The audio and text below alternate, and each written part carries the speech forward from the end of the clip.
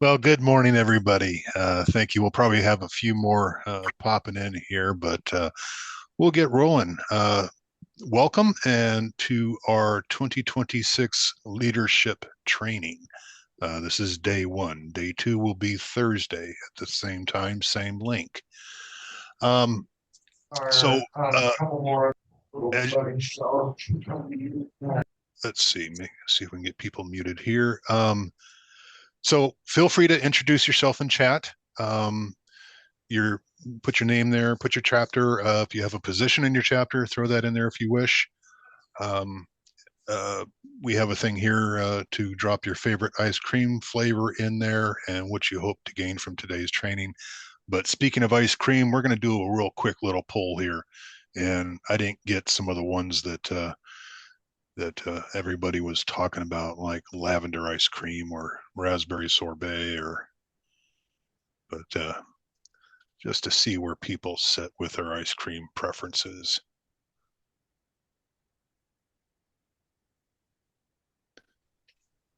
Does that mean this is what we're going to have at convention? uh, Unfortunately, probably not, but. Yeah, they weren't on the choices for the registrations. Yeah, yeah. All right, so we got a few more on in. I show 51 people here. I got 36 responses. Oh, that is like. Okay. So, well, I don't see it growing too much more. Let's see, where do we end up here? Now it looks like the overwhelming majority is other. Mint chocolate chip and chocolate are tied for second. Interesting. And glad I stuck pistachio in there because that's number 3. So, okay. A little bit of fun information. So we're going to get rolling here. So you all have received the agenda. We didn't indicate any breaks on there, but we will build in breaks as we go through the training here. So I'm going to move on to have Jordan cover our housekeeping and logistics. Oh, I'm sorry, I didn't introduce our team. You all know me, hopefully, Derek Van Spoor. With us is Alyssa Brady, our project coordinator, Jacob Knupp, our membership coordinator, Jordan Thomas, our communications and technology coordinator, and Jane Hewitt, our finance and operations specialist. And favorite ice cream flavor is Moose Tracks for me. There you go. So we'll move on here and have Jordan cover our housekeeping and logistics. All right. Just as a reminder to reduce the background noise, please remain muted until you've been recognized by a facilitator. To do that, you can click the microphone icon on the left toolbar to toggle the mute and unmute. And then you can raise your hand if you wish to be recognized. And to do that, you just have to click reactions on the bottom of the toolbar and click raise hand. If you're dialing in by phone, you got to press *6 to mute and *9 to raise and lower your hand.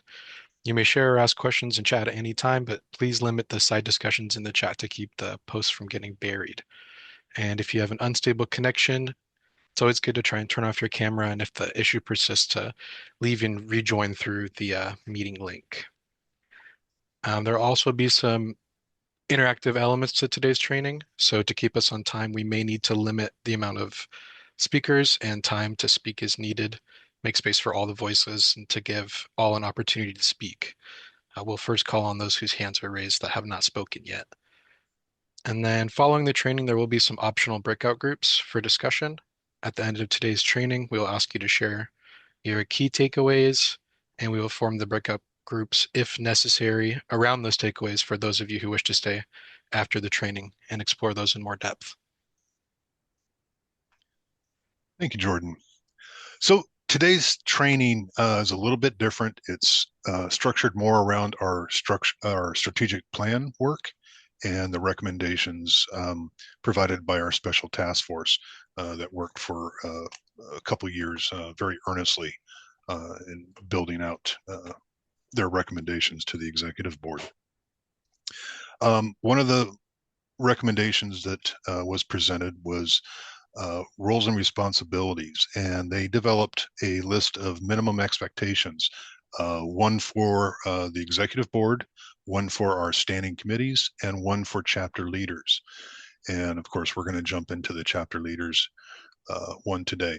So we have another really brief poll for you that we're going to launch here. And how can you be involved today as a leader of your chapter?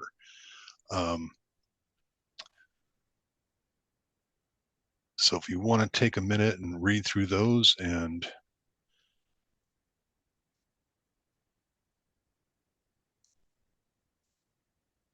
choose the answer that best suits your involvement today.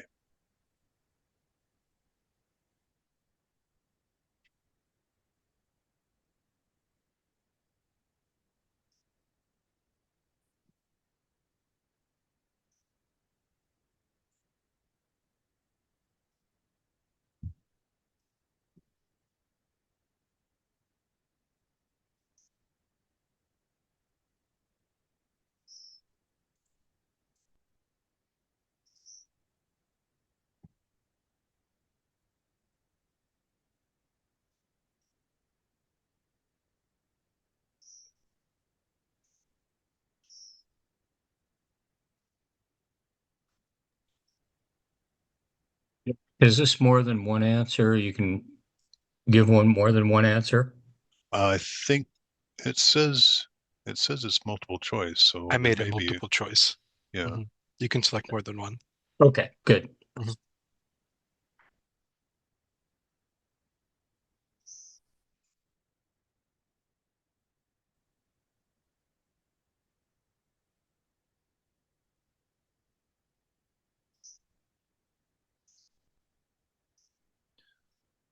Okay, I'm not seeing it grow too much more.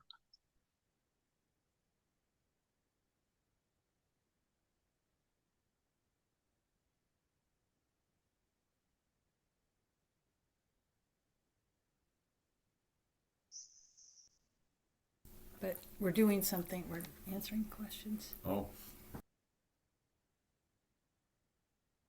So this is interesting. Majority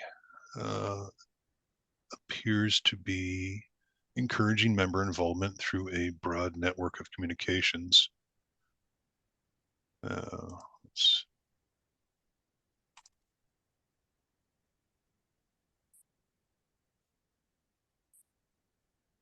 very interesting.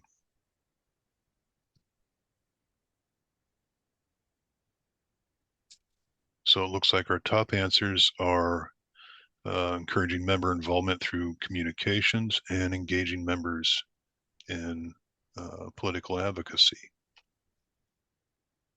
Excellent, excellent, good information. So again, talking about the minimum expectations, what's the rationale behind developing this list, and how was it built? The roles and responsibilities of chapter leaders are delineated in multiple governing documents we have, from the ASME Constitution, the ASME Retiree Officer Manual, the RPEC Constitution, chapter constitutions, and each of those outline roles and responsibilities for the officers, for the board, and in some cases for trustees. It can be overwhelming, trying to dig through all this, as well as just what are normal functions of a healthy chapter. And so the expectations of chapter leaders, as well as, like I said, we did the board and the standing committees, started off as about a 4 or 5 page document of roles and responsibilities and duties. And again, that seemed overwhelming for people. So the special task force worked on kind of prioritizing the items that they found and made a very simple one-page document for each of the three groups. And we've shared that with you a number of times in the past and in various meetings and formats.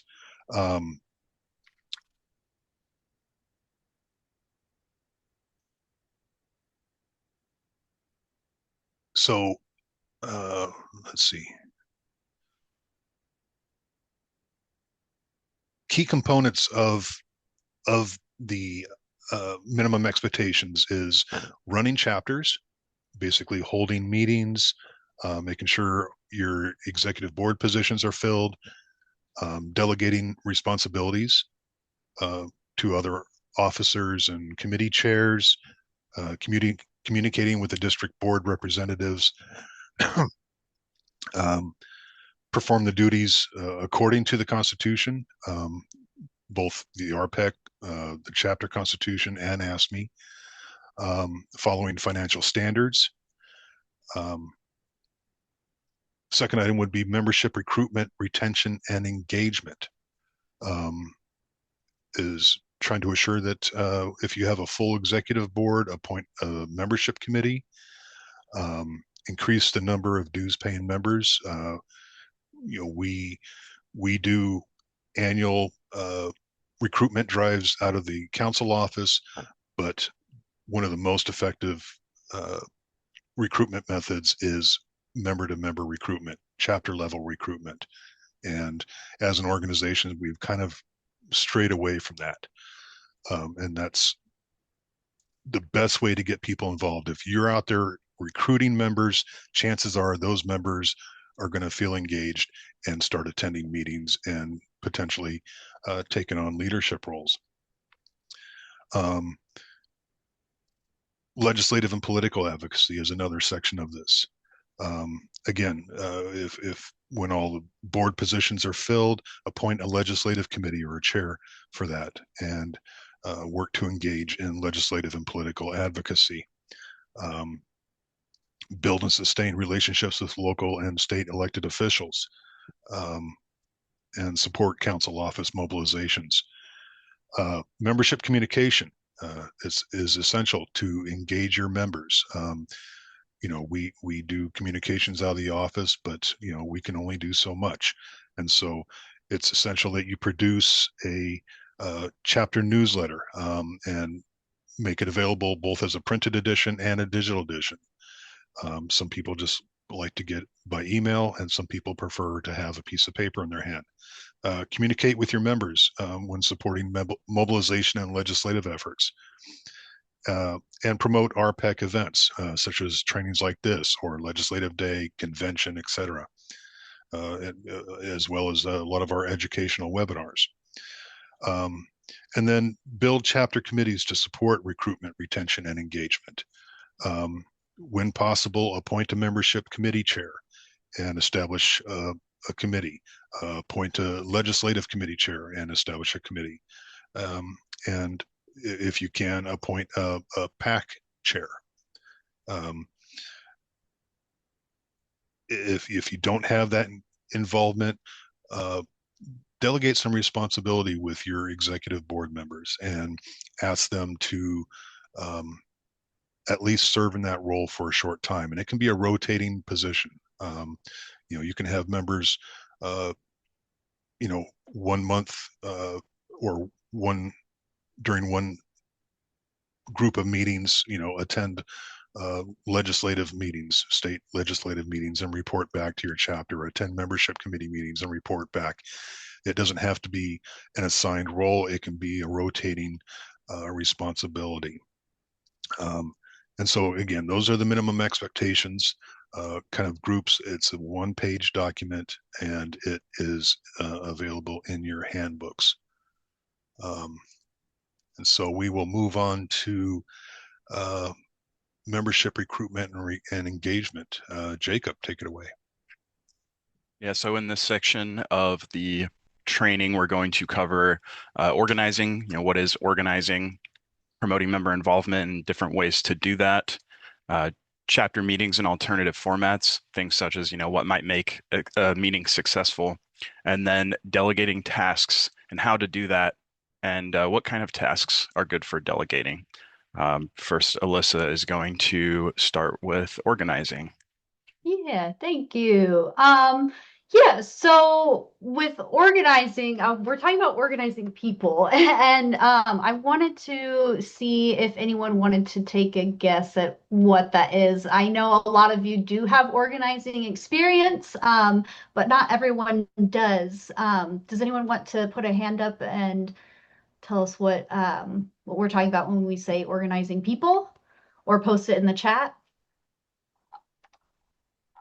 Does anyone have organizing experience? I know you all do. Go ahead, David. Well, my guess is organizing involves finding pockets of people who might be interested in what your organization is presenting or providing, and get information to those people about the possibility of joining. That's from people from the outside. From an internal organizing standpoint, uh, it's about trying to get people involved with the ongoing processes of the organization. Yeah, That's just absolutely. Yeah, you hit it both externally and internally. Organizing it builds our membership, both in numbers, but as well as the strength behind our numbers. So, you're absolutely right. With RPEC, we talk a lot about mobilizing and, responding to the calls to action. And so when we talk about mobilizing, we're talking about reaching as many people as possible within that pool of people we've already grabbed, right? It's within our membership that we are mobilizing. So when we organize, we're growing that. And so we can make our mobilizations more impactful. And so, yes, you did mention the things that we do that are part of organizing, is, communicating and agitating people around an issue. It doesn't necessarily have to be within an organization. You could just be an individual and you found maybe a group of people, you all care about the same thing, and you want to organize around it, whatever it may be, something happening locally. Essentially, when we're organizing people, what we're doing is we're putting people in control of their own actions. And so that's where delegating comes in. It's such a key part of it as a leader is, you don't have to do everything. You can distribute that to others, and not just other elected leaders, but, when we talk about leaders here, we're also referring to like the natural leaders we have in the rank and file. They might not be elected. We're helping people to work together to achieve their goals when we're organizing. It's facilitating collective action among a group and building people into leaders, empowering them to take on leadership roles. So the other thing with organizing versus mobilizing is that organizing it's a bit slower, but it's very, very focused on people and building people up, building them into leaders, and then they can build others into leaders. And this is something, again, that anybody can do. So not just the elected leaders are able to organize. Okay, and next one, that's also me. So, you can kind of measure what successful organizing looks like. It can obviously result in real impactful wins. You can organize around an issue and you might succeed around whatever that is. But effective organizing it's also about learning from your losses, whether it's something external, it's about like an issue, or whether it was trying to engage people, learning from your losses, you're building organizing potential and capacity over time. So the losses don't defeat you. You're really experimenting and just seeing what sticks, and you keep going from there. So it's a slow trial and error process, and again, heavily focused on building the people around you into leaders. So successful organizing it should lead to robust member engagement, effective distributive leadership structures. So everything is spread among leaders, again, not just elected leaders, but everyone's doing something. We'll talk about different levels of involvement here soon. And then, of course, growth and membership is going to be a natural part of that as well. So, this will it promotes deep member engagement, leadership development, collective action, and it should result in increased member engagement, expanding leadership. And you all are organizing. You're doing the list work and member outreach. You're engaging members in meaningful actions, welcoming different levels of engagement, doing succession planning and building members into leaders. Diffusing information as quickly as possible to everybody, keeping everyone informed. Informed members are empowered members because they can make informed votes, when decisions are put before them. So I will move to the next slide. And again, if anyone has questions, you can raise your hand or you can put it in chat. Also, if you just have, a comment that you want to share, you can put that in chat as well. So next, we'll get into promoting member involvement. This is something, if you were at the May board meeting, you might have seen a little preview of. We're going to be first looking at the bullseye. And the bullseye, this was adapted from a book, Secrets of a Successful Organizer. But this is a way for you to look at membership that doesn't, it's not a hierarchy.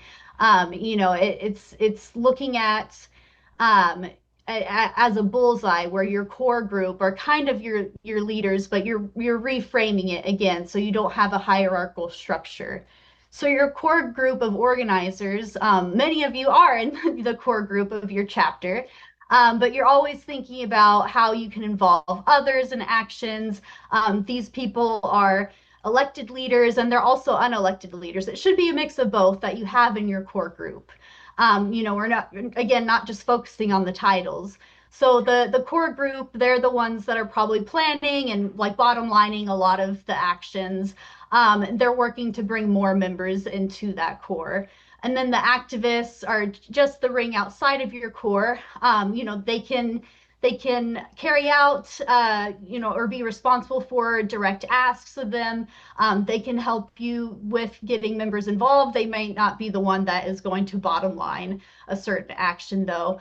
And then with your base, we're looking at kind of the levels of involvement here as they move a little bit further from the organization, but we still want to look at, their levels of involvement. It's still contributing to the organization. So, when we get, a step further from the core, we have our base, which these are the members who respond to our calls to action. They probably read our literature.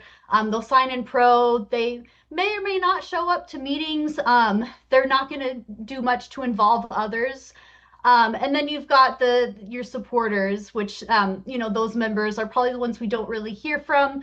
There's a good chance they're reading our literature. They are aligned with us. Obviously, if they're members, we share the same priorities. So they pay dues, read the literature. They probably also respond to calls to action. But again, this is just a method of thinking of membership in terms of, our relationship to RPEC with our level of involvement.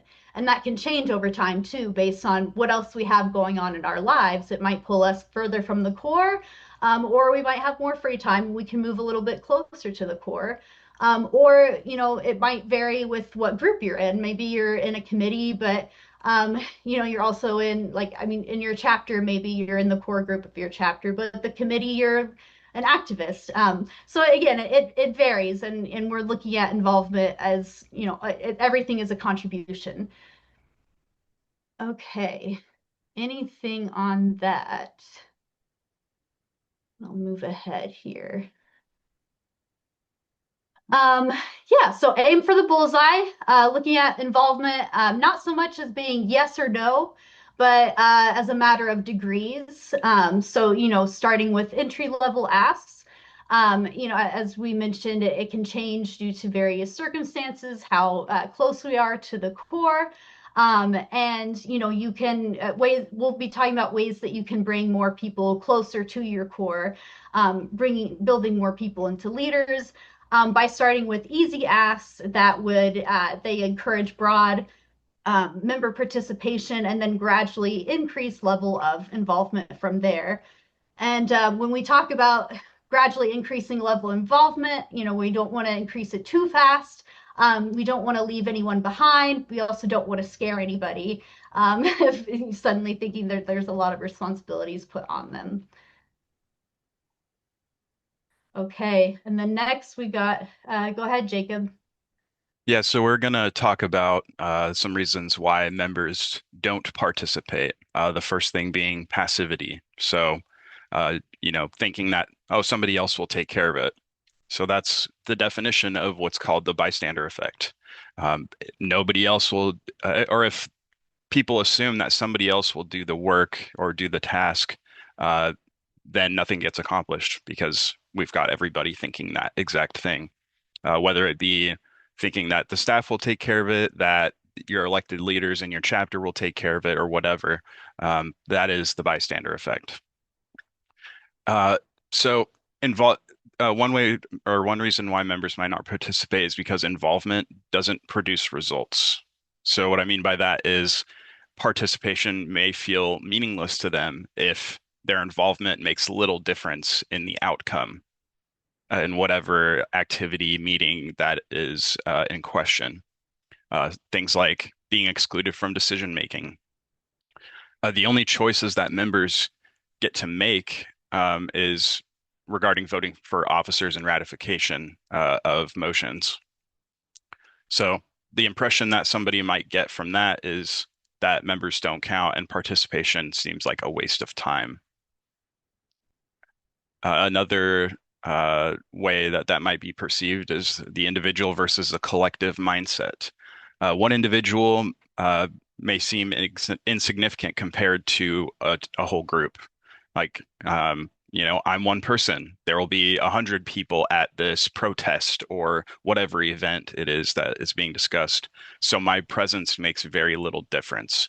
I'll spend my time elsewhere. That's a dangerous mindset if we have a multitude of people thinking that way. Um, it's just like when it comes to voting in our own elections. Yes, you may see that your one vote doesn't have much of an impact, but collectively is where the power is. And so we have to be careful to not shy away from individual contributions. So taking initiative and individual contributions may not be encouraged, respected, or recognized. Time is sacred, so we have to obviously respect those who are volunteering our time, and that goes, when you're finding people to do things at the chapter level as well. That applies there also. Meetings and events might be difficult to attend for people. We have heard, many reasons why people can't or don't go to meetings.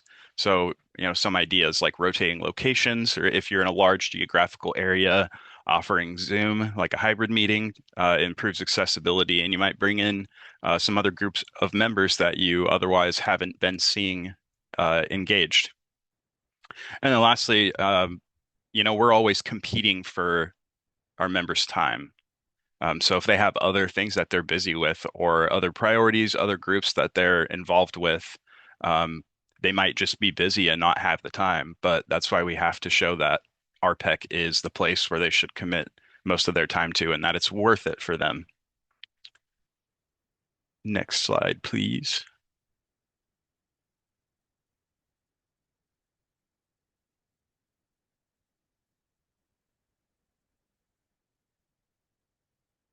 All right, moving on to why members do participate. So first of all, like we just talked about on the previous slide, participation needs to feel meaningful. That's how we get people engaged.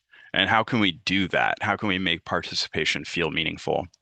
One way is personal connections and personal outreach. It goes a lot further than you think. And we've had Some people do some very dedicated outreach projects to the members of their chapters and have been pleasantly surprised by the number of conversations that came out of that and the degrees of understanding of the members and their preferences and their participation. That understanding is invaluable. Um, so yeah, that's you personally asking someone to participate. It's not just a general call for volunteers, it's targeted. You're making direct contact with people. People are more likely to say yes if they know their presence counts to someone they respect, such as leadership. So that personal ask goes a long way. Anybody is more willing to participate when they feel needed, wanted. Everybody has the desire to feel needed, wanted, useful, and that their contributions matter. And then it's important to have a culture, develop a culture of recognizing all individual contributions and encouraging initiative from members as well. So take members seriously, acknowledge them when they are taking initiative, when they're stepping up and doing things, volunteering time, providing ideas, or participating in planning for specific projects or tasks. And then the easy ones, as far as like why members do participate, that could be because the meetings are accessible. They might not have competing demands for time that conflict with RPEC, which doesn't mean that they're not busy. It just could be that RPEC is their priority as far as where they spend their time. Okay. So next we're going to talk about chapter meetings as a whole and then alternative formats for meetings as well. And under this section, we'll talk about desired goals and outcomes, running engaging meetings, action-oriented meetings and alternative formats, and then announcements. So for chapter meetings, first of all, just because a member doesn't want to go to a meeting, isn't interested in going to a meeting, whatever the case may be, does not mean that they aren't interested in being involved in some way, shape, or form. And I think all of us have been having dialogue around this idea that, just because somebody isn't interested in attending chapter meetings doesn't mean that they don't want to be involved in something else with the chapter, with the organization. Meetings aren't necessarily the measurement of success. So those people are still worth investing your time into, and you might find that they actually can be a massive contributor to the chapter. They might rise to the ranks of a leader in the chapter or for the organization. And also, controversially, we can't assume that members who attend meetings are interested in being involved. It could just be that they have a what's in it for them mindset. That could be the reason why they're attending. And that's a common thing, and there's nothing wrong with that, but that doesn't mean that they're interested in being involved. Nick? There. So do we have a way when you guys send out a blast to, please contact or vote this way on a bill that's going through the legislature? Do we have a way of knowing, I mean, how many people actually participate in that and where the participation is coming from? I know we do have ways to track how people interact with those email blasts that we do. Derek can speak more on that. Okay. Yeah, Nick. With our email communication software, we can see people that not only open the email but click through. So, for like a lot of our bill sign-ons, you have to click a link to get to the legislative page to sign on to a bill. So we can see that members click through, and we can download a list of those that were, took the time to read the email. We can pull a list of people that took the time to click through. We can't guarantee that click through resulted in completion or action. Right. But they, we can narrow it down by checking those different metrics. Because So the reason I'm asking is, and the point should be taken that, even though they don't come to a meeting, they may be voting on these things. And my curiosity led me to, is there a way for us to see, like, whatever we have 60 members, 62 members, we get about a dozen or so that come to meetings. Do we know if there's other people who may not like coming to a meeting, but they have no problem participating in when you need people to go and send in a comment to the legislature? How many people in my chapter, maybe they don't come to a meeting, but is there a way for me to know if they're getting involved in a different way? yes, that is something we can work on building out as far as some additional information to help you as chapter leaders. We could start filtering our communications or the results of our communications, and sharing that information with you, to show you what member set in your chapter may be involved, Right. I mean, outside of your meetings. So yeah, I mean, because again, we're always talking about people coming to meetings, but to be fair, and to the first statement there in the slide, if these people are voting and are participating in that manner, that's a huge thing because that's really what we're driving for people to do is, call the legislature, write to the legislature, send in your vote on this. So I'd be interested to see how many of these 60, 62 people we have are actually doing that. Most of the people that come to the meetings, I would say 60, 65% do not use computers. okay. So to me, I would love to know if we're getting help from those that don't show up at meetings. Yeah, and that can be used in a multitude of ways because, Okay.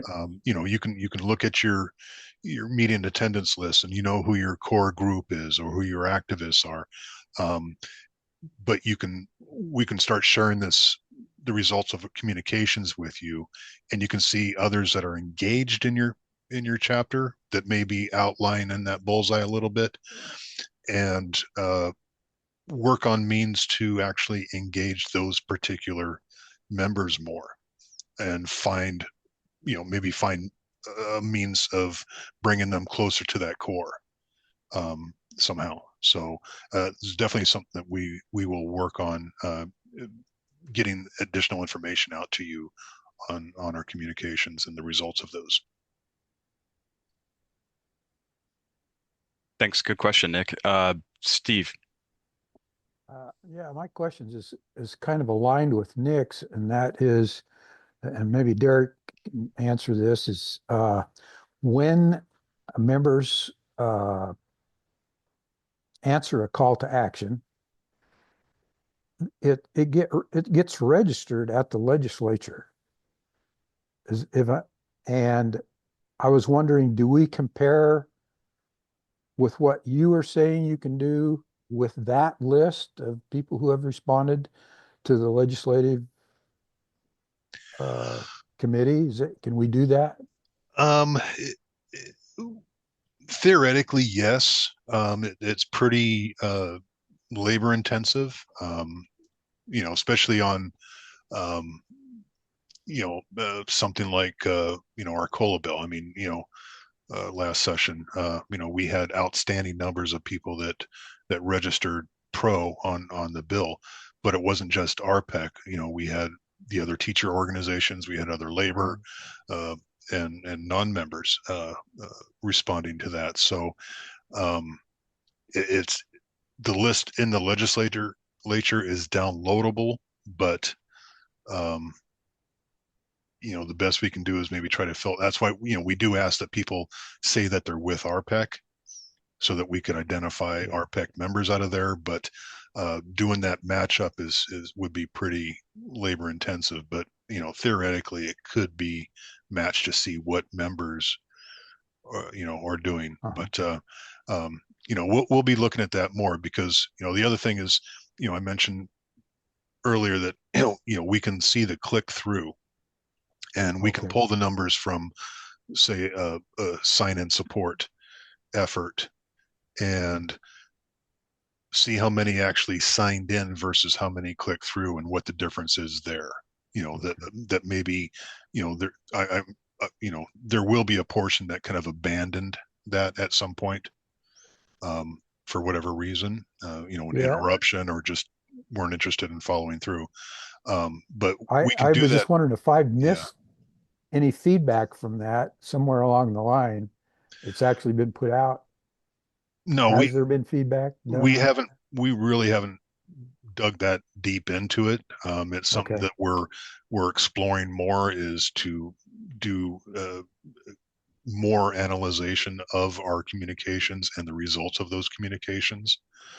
And if time's permitting and the workload is permitting, we can do deep dives into particular issues like that. So, and we'll happily share that information. Okay, thank you. Susan. Yeah, I just thought of this. What if we asked people when we ask them to sign in, when we get those calls to action, and we ask them to put in, Retired Public Employees Council of Washington. What if we asked them also to put their chapter number in, and then that would be easier just to kind of count. I like to look through those, but some are just too many people. But yeah, I wonder if we could do that. And would that be helpful? Um, I would say I'd probably give that a yes and no. Yeah. You know, um, we do ask people to say that they're with the organization, and so you get Retired Public Employees Council, you get RPEC, you get variations of that. We try to keep it as simple as possible so that we can achieve a sign in, we can achieve the numbers so the legislators see them, but we don't try to make it too labor or effort intensive for them, so that it can simply be done. Click here, drop your name in, and click submit. So the more that we ask them to provide, the more chances that they may abandon that at some point, because it may appear too labor intensive. But we can Yeah. definitely try it and see how it works. But again, we're more interested in getting showing the legislature that we have a lot of support behind that issue, rather than getting our own feedback from there. So. Yeah, I get that. I just wondered. Thanks. Mhm. Okay. So yeah, even though members may not be engaged in meetings and that might not be their thing, it is still worth the time to engage them. As you know, meetings are not all that we do. The core of that is really meeting the business necessities that are tied to the Constitution and how we function. But meetings even in active unions, meeting regularly is not for everyone. Meetings are simply just not enticing to everybody. There are other ways, though, that those same members are interested in engaging, like connecting with other retirees as something informal, something like even chatting over coffee, discussing interests and things they want to be involved in, and also educational opportunities. Cindy, go ahead. Yeah, I had members telling me that I got it on two sides. I got people telling me that they don't really are not interested in the meeting because it's too formal. We're too much Robert Rules of Order. And then I get another side that we need to be more formal and do the Robert Rules of Order. So I'm kind of like, I like to do a relaxed meeting, but then, got to do it right, so I'm kind of torn between two things, in a meeting. So those come up, and I don't know what to do. I guess I just keep it Robert Rules of Order. Sorry, we got to do that. And it does can be difficult sometimes, but it does keep order, Right. That's it. Derek, go ahead. Yeah, and you can easily serve both of those requests. You can have chapter business meetings that follow structure, follow Robert's rules, and all that. But that's with, but there's nothing saying that you can't have an intermediary meeting where it's just a coffee gathering or a bingo night or something like that. That's just more social, more interactive, or just a meeting that's educational in nature, where you have a particular topic or speaker. Um, for those that like a more informal setting. And it's good to kind of maybe experiment with those a little bit and see how attendance may vary between those. And, at a less informal gathering, there's nothing wrong with saying, hey, our next business meeting is such and such. We got to cover these topics. We'd love you to show up. Or at your business meeting, say, hey, we're having just a little get together over here. Um, with a speaker or a coffee meeting or something like that. And it would be good to try to explore some different methods of getting together in meetings and see how that affects your attendance and your engagement.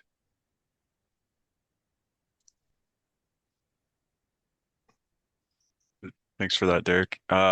Dave, go ahead. Yeah, I think the important part is having people understand that there are certain things that we're required to do by Robert's rules simply because of maybe fiduciary issues and that kind of thing.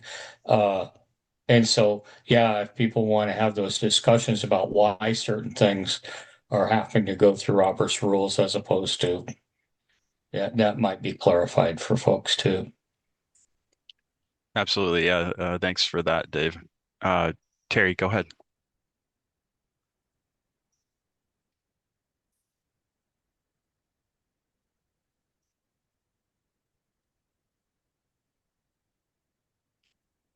Oh, can you unmute? There you Sorry. go. Hey, You're good. we try to meet, let people know we're there like 15 minutes early to meet with them if they have any questions or just make that personal contact. And then we also stay like 15 minutes after to try and wind down and help people if they have more questions and stuff to try and get that more personal one-on-one contact.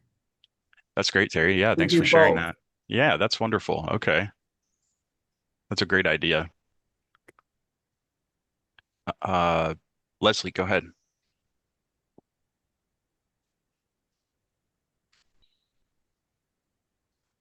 Okay,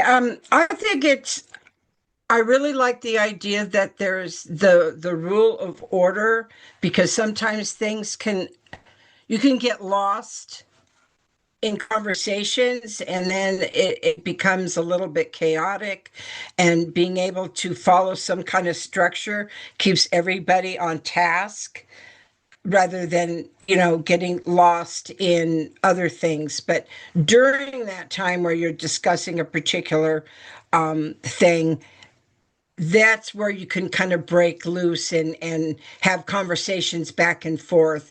But somebody needs to always bring everybody back to, okay, this is what we're discussing. So I think that's important if you're going to have a productive meeting. Absolutely. Yeah. Thank you for sharing that, Leslie.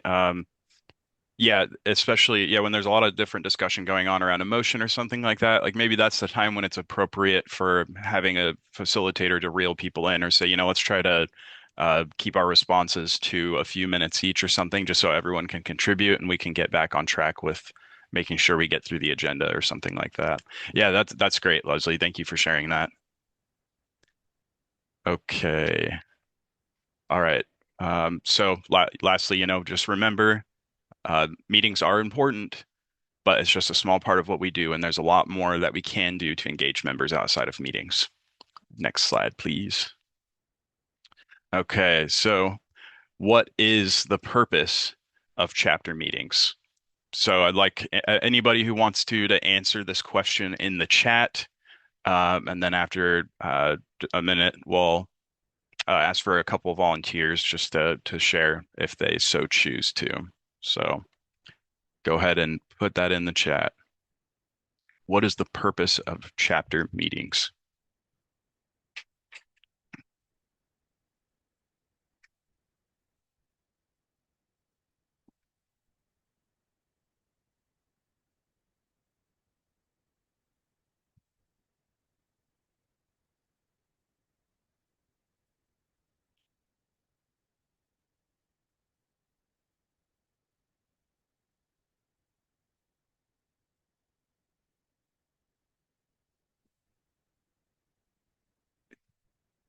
Good answer, Susan.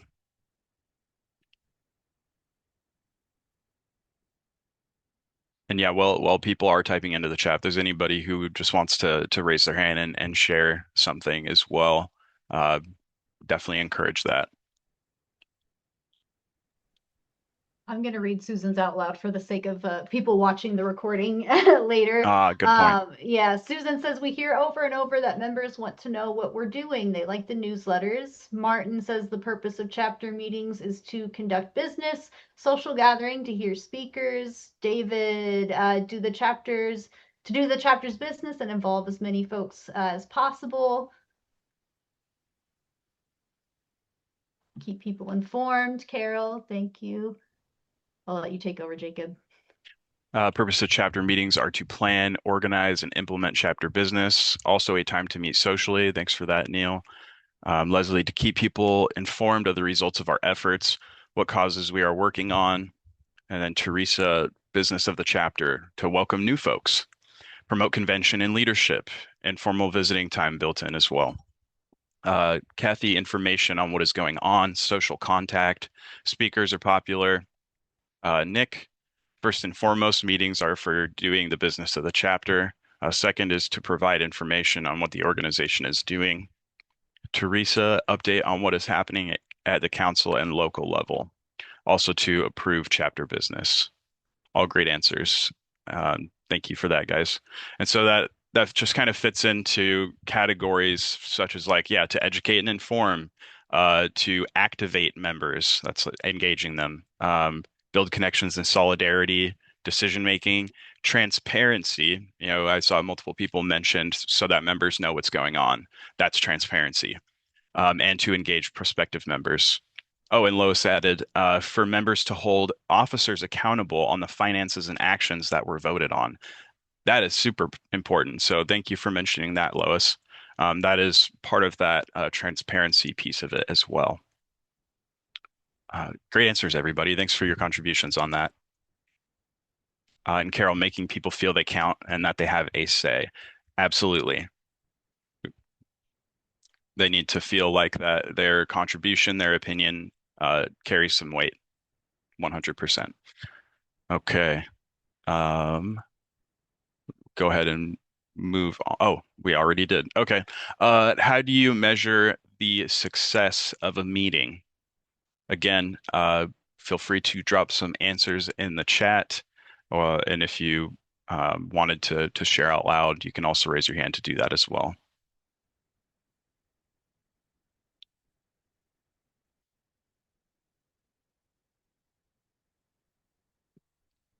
And, you know, thinking about how we've been kind of having discussion around how meetings can't be the totality of how we measure success, specifically meeting attendance, right? Even if we have a lot of people attend a meeting, if we don't have a lot of engaged people, that's not necessarily that successful compared to when we can bring in even just a few people that are highly engaged or want to get engaged, right? Dave, go ahead. Just a point about membership meetings. You know, I've seen some things over the years with different organizations, particular unions, that show kind of a not bottom up, but bottom from the top down, or a way of looking at our processes compared to, let's say, I don't know, a business that has a CEO, and too bad it comes down from them rather than the other way up. Absolutely. Yeah, we want that bottom up organizing. 100%. That's super key. Thanks for sharing that, Dave. Okay, some of the answers we got in chat are members coming to meetings on a regular basis. That's, a form of continuity, which is super key in measuring success. Thank you for that, Maurice. Cindy, having engagement of the members. So not just simply getting them there, but getting them actively involved as well.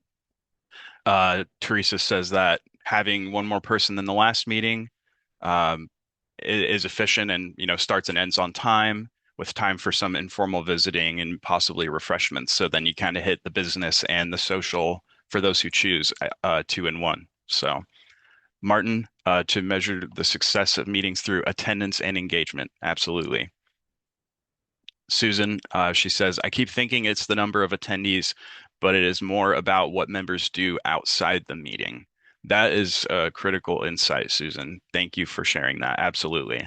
It's not just about what gets done at the meeting, planning around the meeting, getting people to the meeting. There's a lot of other stuff that goes on outside of the meetings or things that can be done to engage members, right?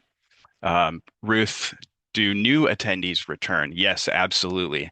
Retention and engagement of new members is super important, and that is a great measure of success.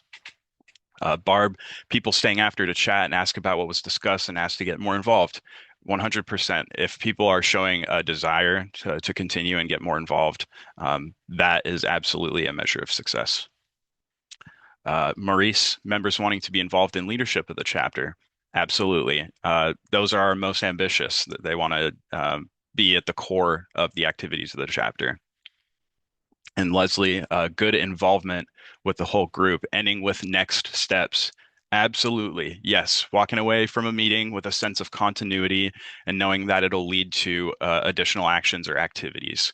That's perfect. Great answer, Leslie. Thank you for that. So yeah, just in general, kind of a broad. Oh, Dave, go ahead. I got a question. When we have people come to a meeting, when they sign in, do we have them indicate whether or not this is their first meeting or not? I don't. There may be some chapters that specifically do that sort of follow-up. I'm not sure. It's not structured into the sign-in sheet necessarily. I think there are some Reason I chapters though ask. that ask. Yeah, well, the reason I ask is for some follow-up to get to the person after they've tasted our wares per se, and then encourage them to come back or get some feedback from them. Absolutely. I think that's a super important way to retain and engage, uh, whether they're an actually new member or just a first-time attendee at a meeting or activity, regardless of whichever it is. Uh, Being able to have that information on hand and do those follow-ups is absolutely important.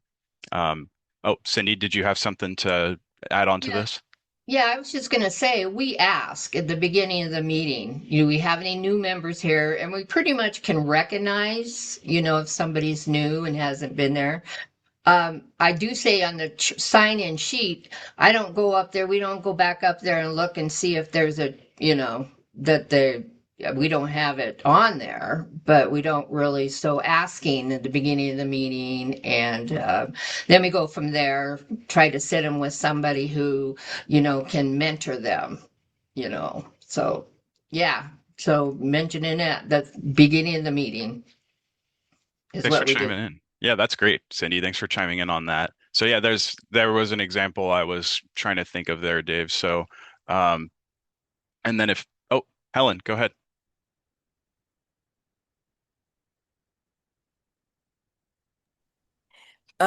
I think that the meeting should provide like clarity and some decisions on things that we're talking about.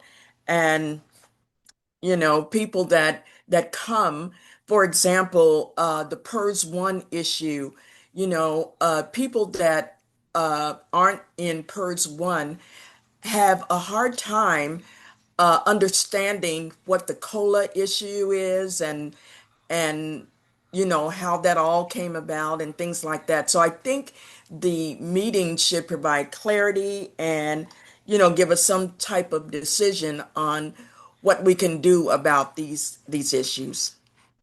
if that makes sense. That does. Yeah. Thank you, Helen. Absolutely.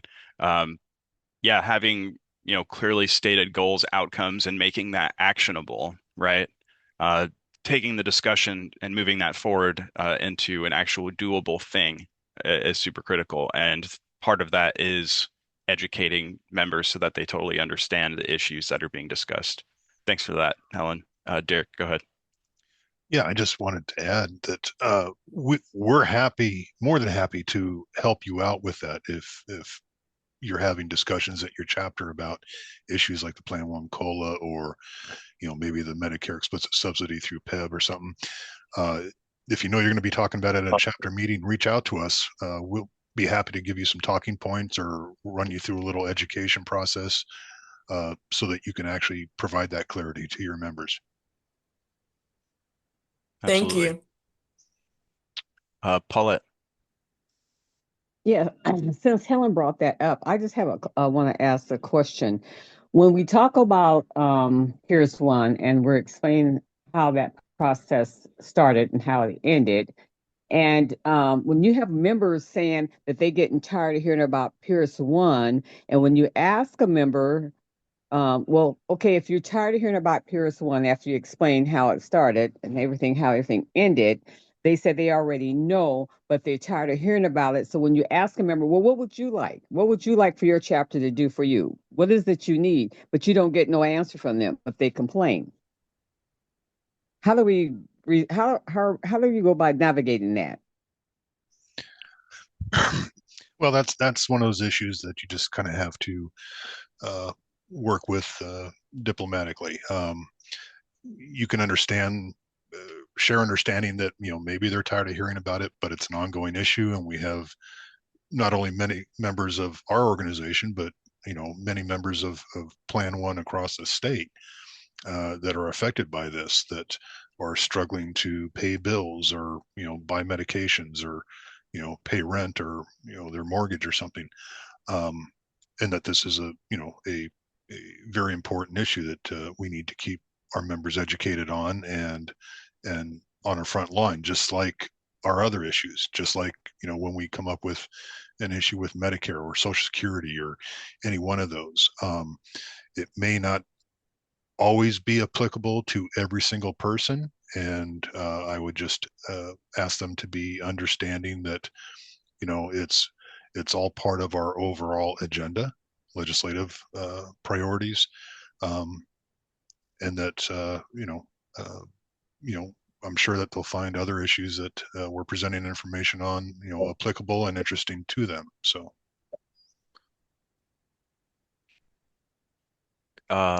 Lee and then Can I Dave. say one more Oh, statement to that? yeah, go ahead and Okay, respond first, Paulette. Go ahead. so when you using a diplomatic conversation with individuals, and you're also just letting them know it doesn't just affect Peers One, there's things that affects Peers Twos and Peers Three as well. And they are aware of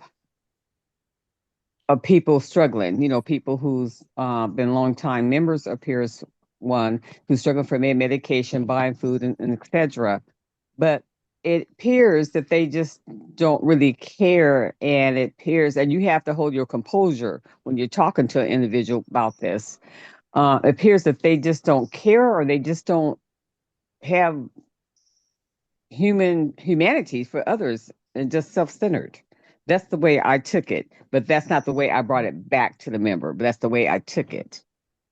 So it just overwhelmed me, when you, especially when you try to give a person different options and stuff to find out what their interest is, what they want to do, what would you like to see happen? How can your chapter support you, but they're not giving you no answers. Yeah, the important thing is to ask them questions and try to get some answers from them. Why doesn't that issue interest you? Is it because you're in a different plan? And hopefully others would be understanding if there was something going on with your plan that we were addressing. There are members that we've heard over time that, why are you always talking about a plan one COLA? What about plan 2 or 3? And some of it's just education, letting them know that plan 2 and 3 have an ongoing COLA, that it's in statute, that they get one every year. They just may be unaware of that.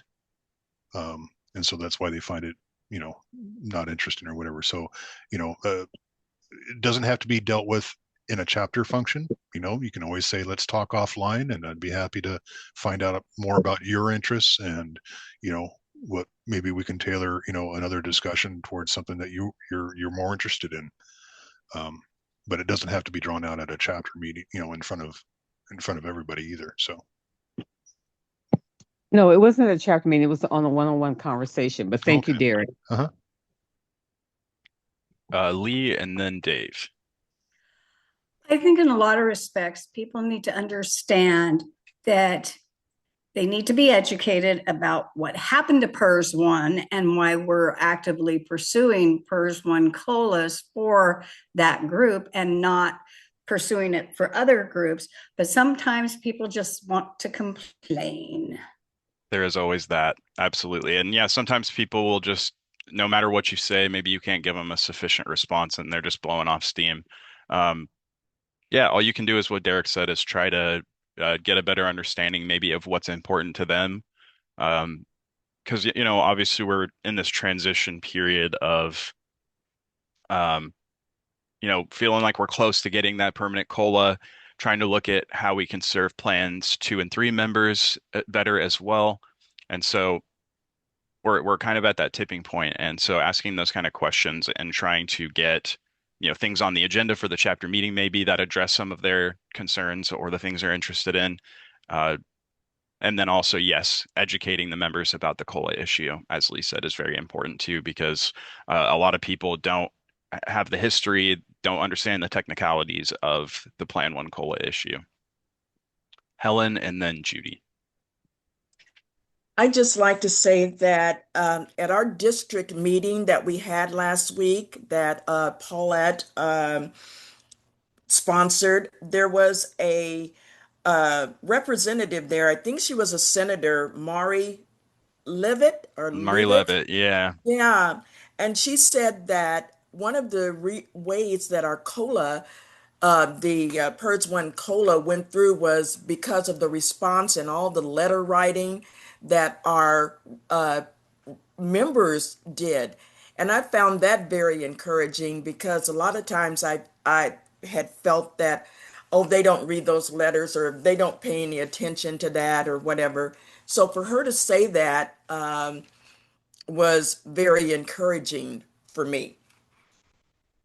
Thank you. Yeah, that's wonderful. Thank you for sharing that, Helen. Just because we don't hear back maybe doesn't mean that it's not doing something for them, right? Judy, go ahead, and then Dave. Good morning. I'm sorry, I forgot what I was going to say. Never mind. I'll think of it again. Sounds good, Judy. Yeah, just pop your hand up when you do. All right. Dave, go ahead. In terms of PERS 1, here's my opinion anyway, is that I would like to have you help me make sure that we don't have to talk about this anymore. Let's get this fixed. I like that. Encourage you to help me get this off the agenda. But there's an old union saying basically that an injury to one is an injury to all. So yeah, that solidarity. Absolutely. All right, Judy, go ahead. Oh, you're muted, Judy. Maybe we need to talk more about our healthcare costs, because I don't know if anybody else has noticed, but mine keep going up. And I pay from my Social Security check, and I pay from my retirees check. And still, I have copays. Some of my prescriptions are over $50 for a 3-month period. And unfortunately, I have to take a lot of prescriptions. I'm looking now at between $100 and $200 a month on prescriptions alone. And I'm seeing a chiropractor, or not, an acupuncturist, which is $30 a visit. And that's, this is a big impact, and it's an impact on all of us, whether we're PERS 1, 2, or 3. So maybe that's something we should be paying more attention to and talking more about it. That's all. Absolutely. Yeah. Thank you, Judy. Thanks for that. Okay, we're going to go ahead and move on to the next slide to keep things on track and hand it off to Alyssa. Yeah, really good discussions, and some of it kind of touching on things that we're gonna be getting into. So yeah, for running engaging meetings, I know you all have done everything under the sun probably. You've been doing this for a while for a lot of you. So be imaginative. It can be easy to get stuck in the same routine. Don't be afraid to experiment with new ideas. We talked about earlier is, you're kind of seeing what sticks. Not everything is going to draw everybody in or draw people in. And that's okay.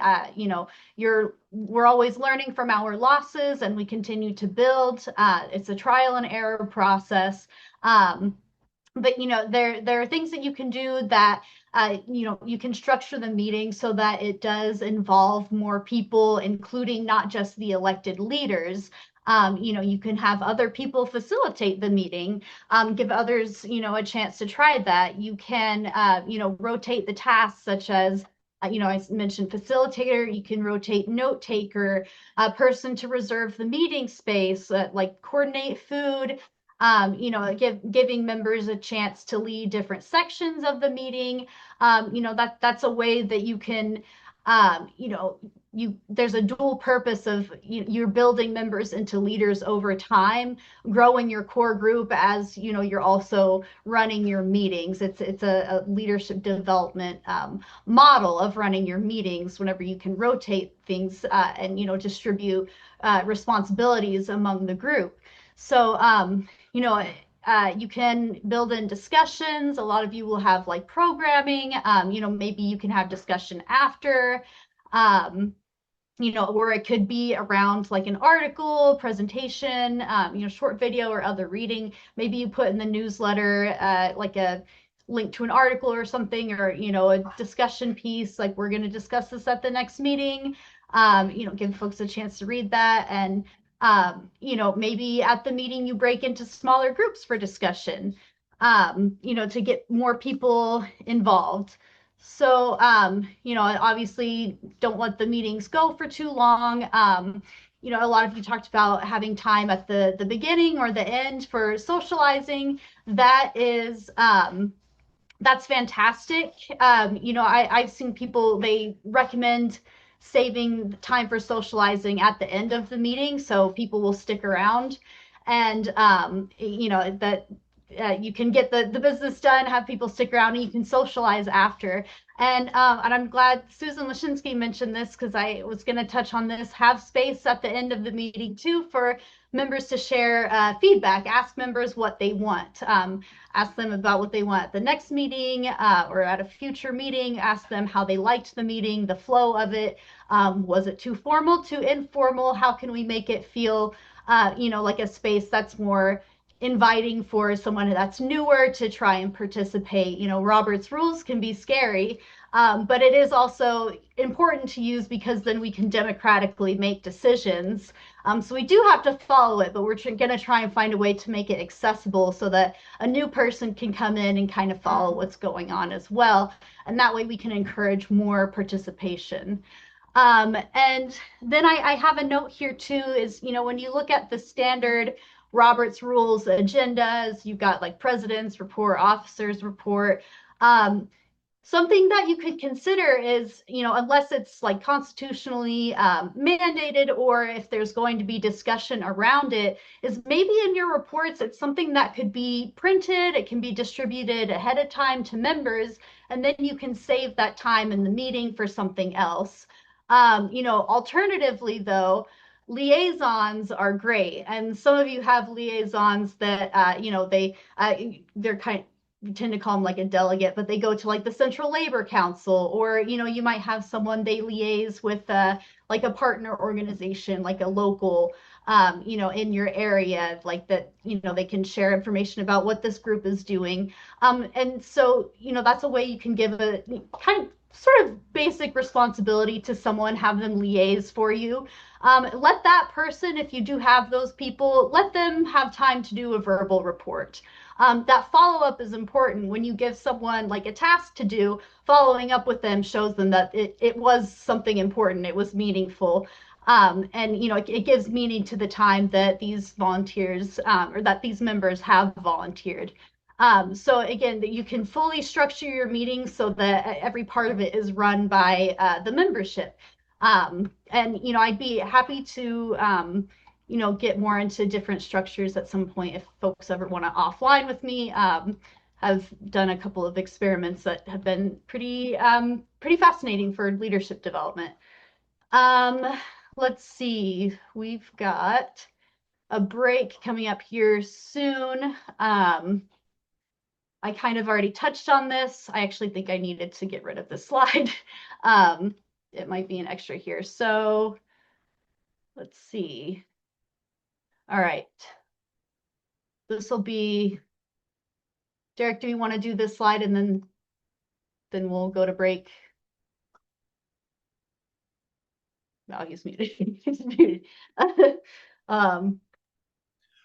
Do this one and the one following this, and then we'll take a break. Okay, gotcha. Sorry, I meant to delete the previous slide. So yeah, the action-oriented meetings, again, we kind of were getting into this earlier. You all talked about how, having meetings that lead to another action, or, something that there will be that continuity where we pick it up at the next meeting. So, you can have these action-oriented meetings that they have a narrowed focus around like a single action or objective, and whatever that is, it would lead to another activity. And with this, you can target different groups of members whenever you do something that's topic specific. You can kind of draw people out that maybe wouldn't normally go to a regular business meeting. So in addition to like your chapter meetings, you can have alternative formats like a panel. Some of you have done legislator panels or forums. You can do like meet and greets, new member meet and greets. Like, some of you have done legislator meet and greets. You can also have like workshops. Maybe it's a small group of members doing a workshop, or a town hall. We've got some examples, but these are things that lead to another activity. If you had like a candidate panel or forum for endorsement consideration, maybe you want to use a process. We've got like PAC season coming. Maybe the chapter wants to recommend to the statewide PAC, what you all think as far as endorsement, just like what you would recommend.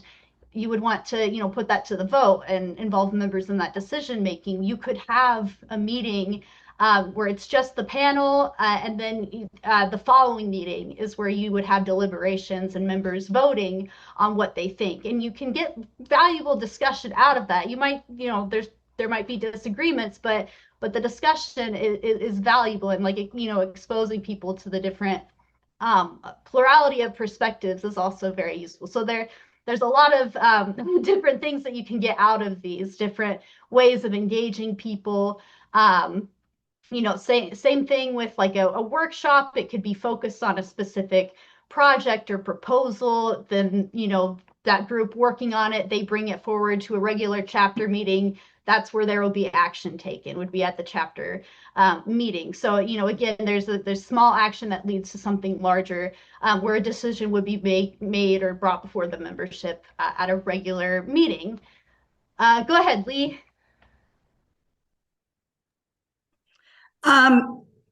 This is probably not where this belongs, but communicating with people how they communicate. There's stuff that happens that not all the membership is aware of. People don't all communicate with emails, some people communicate with text messages. So it's like we need to communicate where people are. Mhm. Yeah, absolutely. Yeah, we will touch on that a little bit later, but definitely we want to figure out, and there's probably different groups of people that, rely more heavily on one type of communication than others as well. So I'm really glad that you brought that up. That's something else where it seems like there would be some experimenting to kind of figure out, what is reaching what groups, who's responding more to the emails, who's responding more to the robocalls. Yeah, very, very glad that you had brought that up. And something else with we've got, convention coming up is maybe it's a town hall for the chapter members, and you all look at the proposed resolutions and amendments and deliberate, talk about it, see what you all think, ahead of convention, just to have those discussions. Is there anything else on this? I'll move to the next. Go ahead, Leslie. Yeah, I was thinking of ways that a when you come to a meeting, there would be like a discussion of different topics everybody might want to pursue, focus on. And so there could be like a list of different things that we want to promote or legislate for.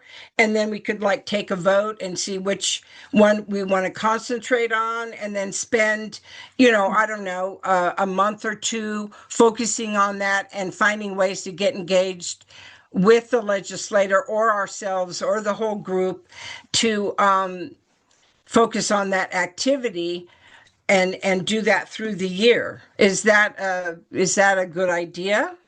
There are definitely actions. It sounds like maybe when it comes to like a legislative priority, that would be like on the state level, but in general, like a chapter activity or something, or like a priority you wanted the chapter to take on, or like a project to take on. Maybe you had a small group of people that came up with an idea of like a membership outreach project for the chapter, so they bring it forward to the group to have the group vote on it. Are we going to adopt this as a priority, take on this project? Do we have the buy-in from the larger group to take this on, right? That's a process that, I recommend for any kind of like project or priority that, someone would want to bring forward to the group.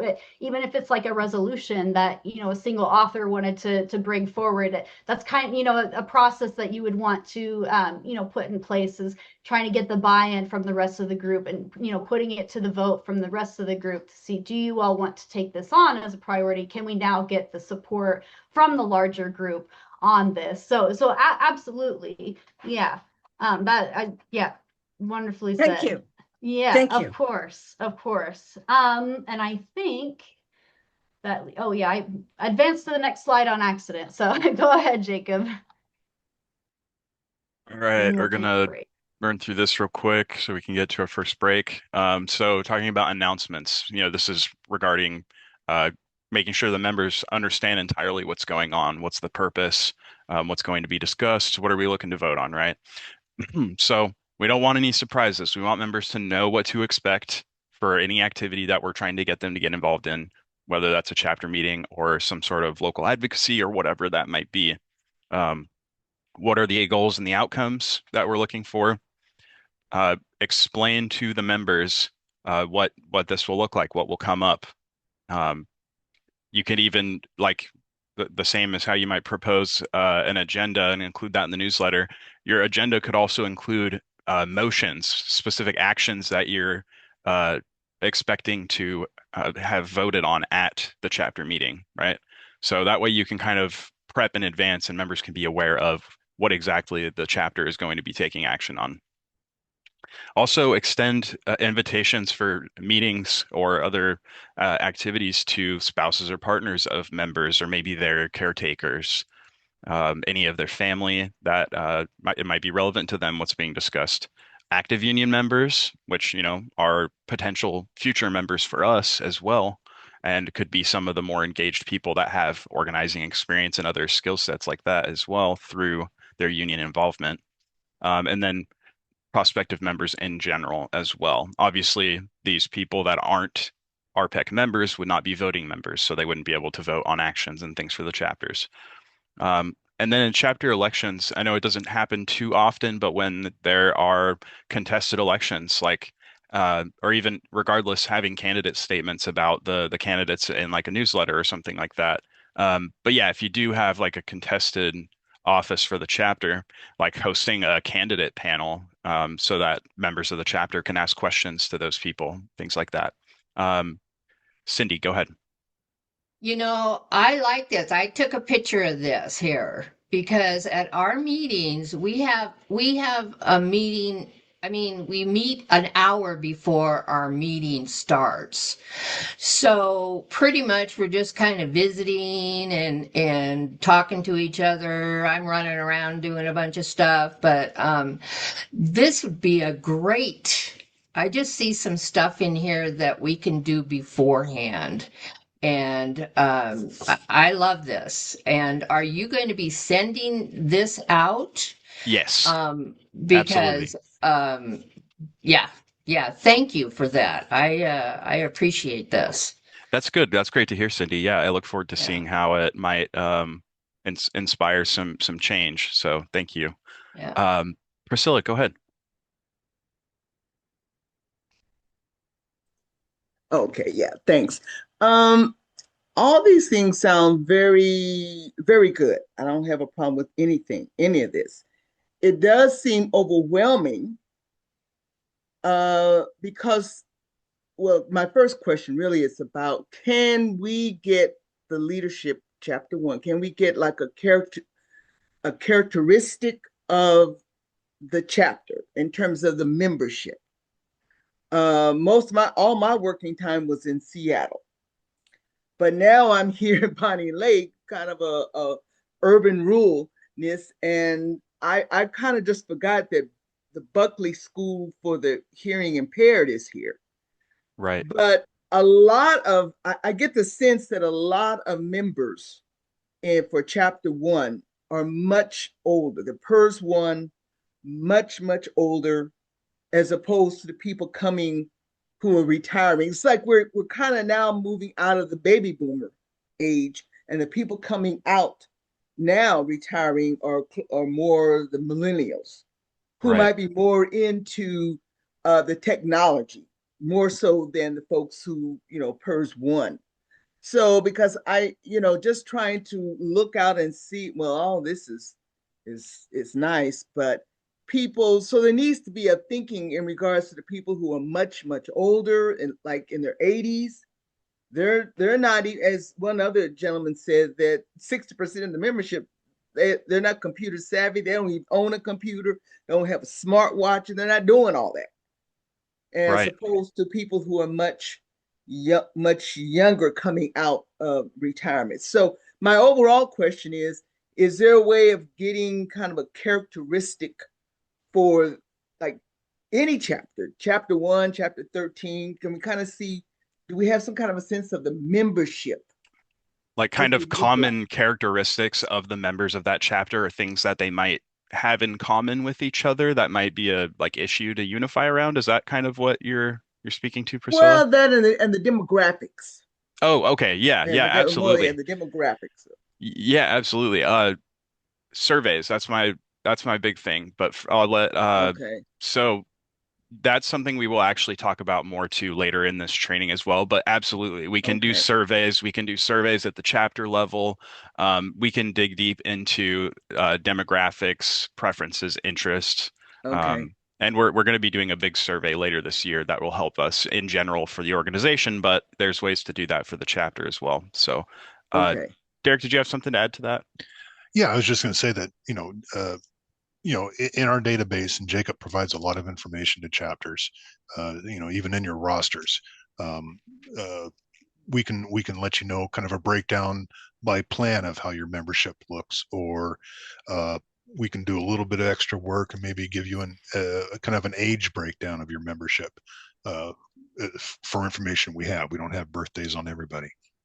Yeah, list work, absolutely. But we can help kind of do that so you can shape some of your discussions or shape what some of your meetings look like. So maybe you entertain a little bit older group, and maybe you entertain a little bit younger group in another meeting. But yeah, we can absolutely work with you on trying to provide some of that information, as well as any survey work that Jake can do to help that too. So Great question, Priscilla. Yeah. Um, all right. Marva and then Dave.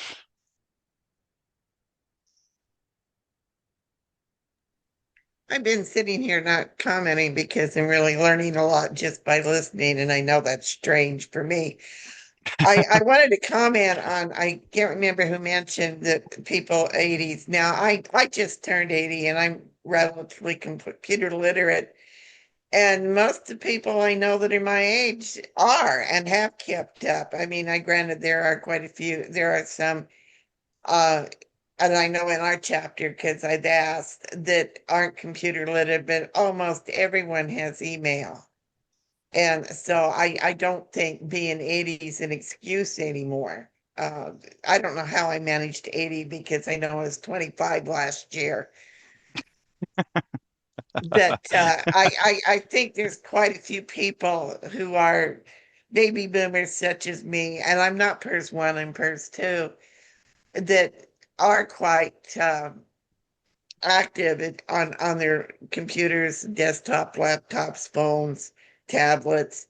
A lot of PERS 1's people now are probably in their late 80s and early 90s. So, and they may not be in the computers, but it's kind of like I said, almost I have another thing that I usually go to on Tuesdays instead of this, where there's 20 or 30 people, and we're all on our computers and stuff. So it's not the age, it's the mentality of whether you ever wanted to learn or not.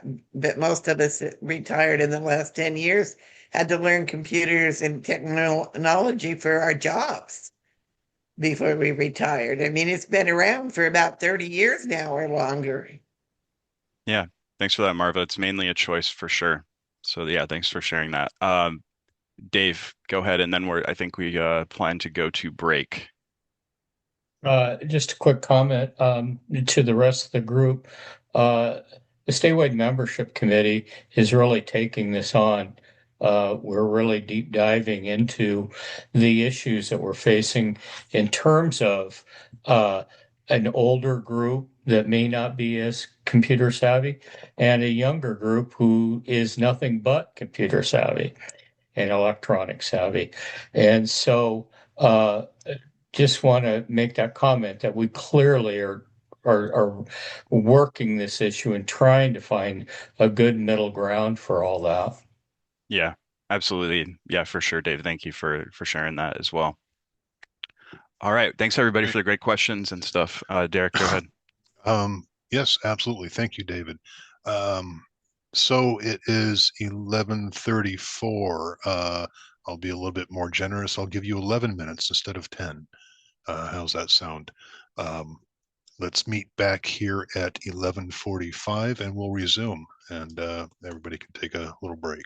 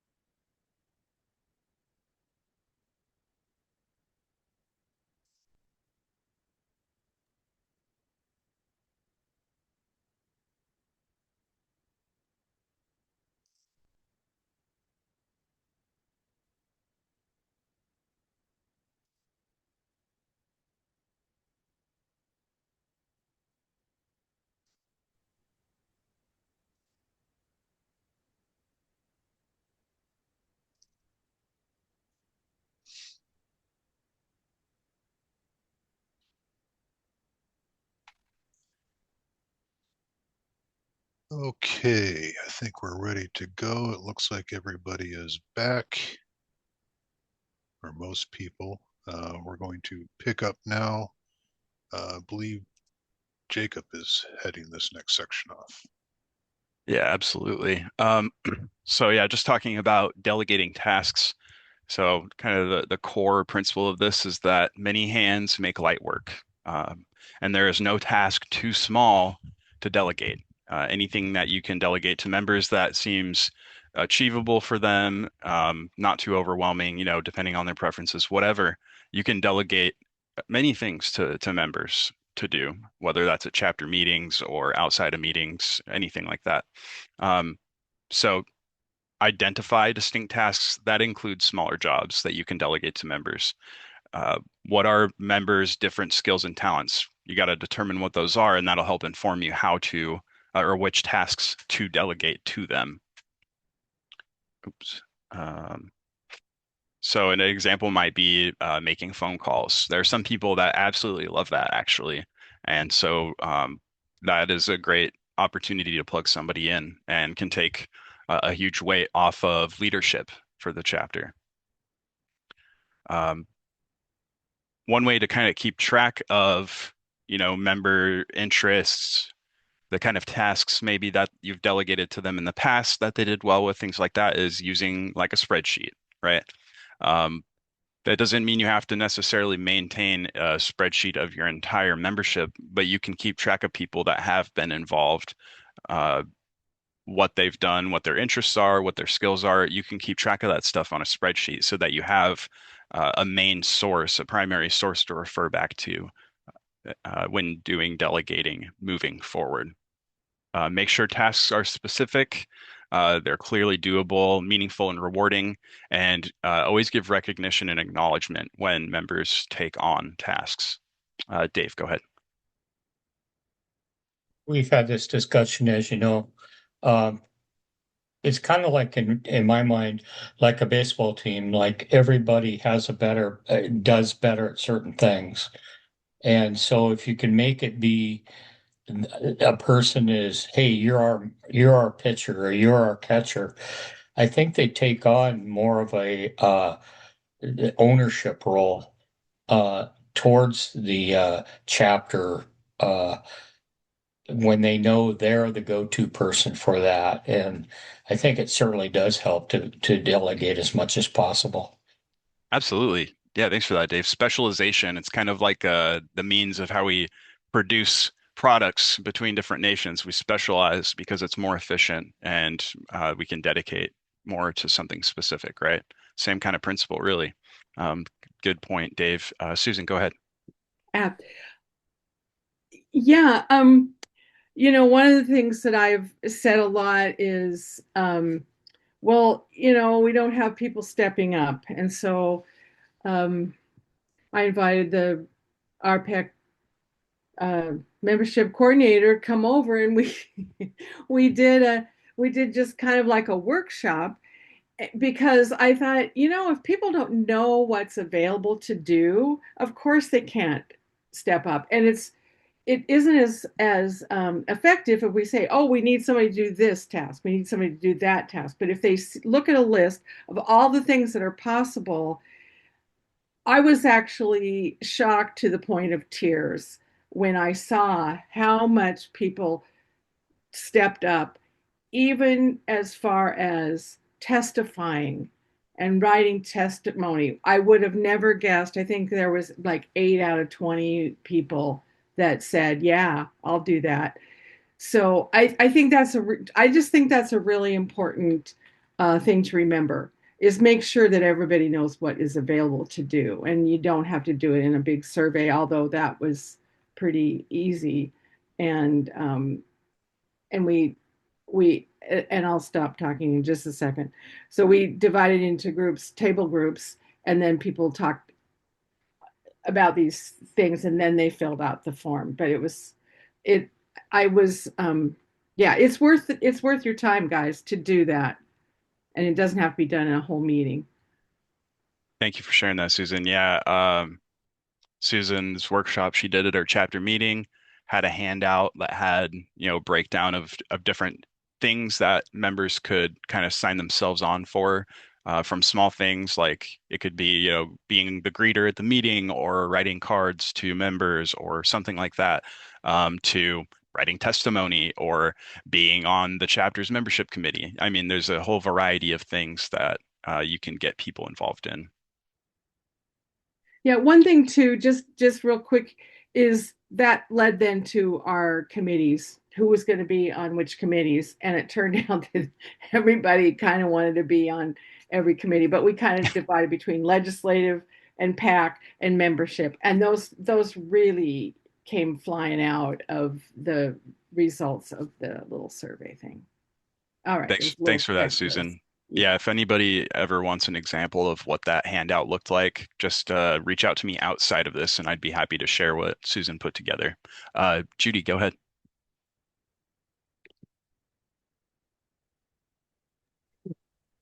Thanks. I was during the break making a little list here of what I could do. I have already asked someone who always refuses to do any activities really because she uses the excuse that she's dyslexic. So I asked her to be a greeter. I went to a meeting that I had belonged to for a long time but had not attended. And when I went to that meeting, not a soul spoke to me. And I don't want any members coming to our meeting and not feeling welcome.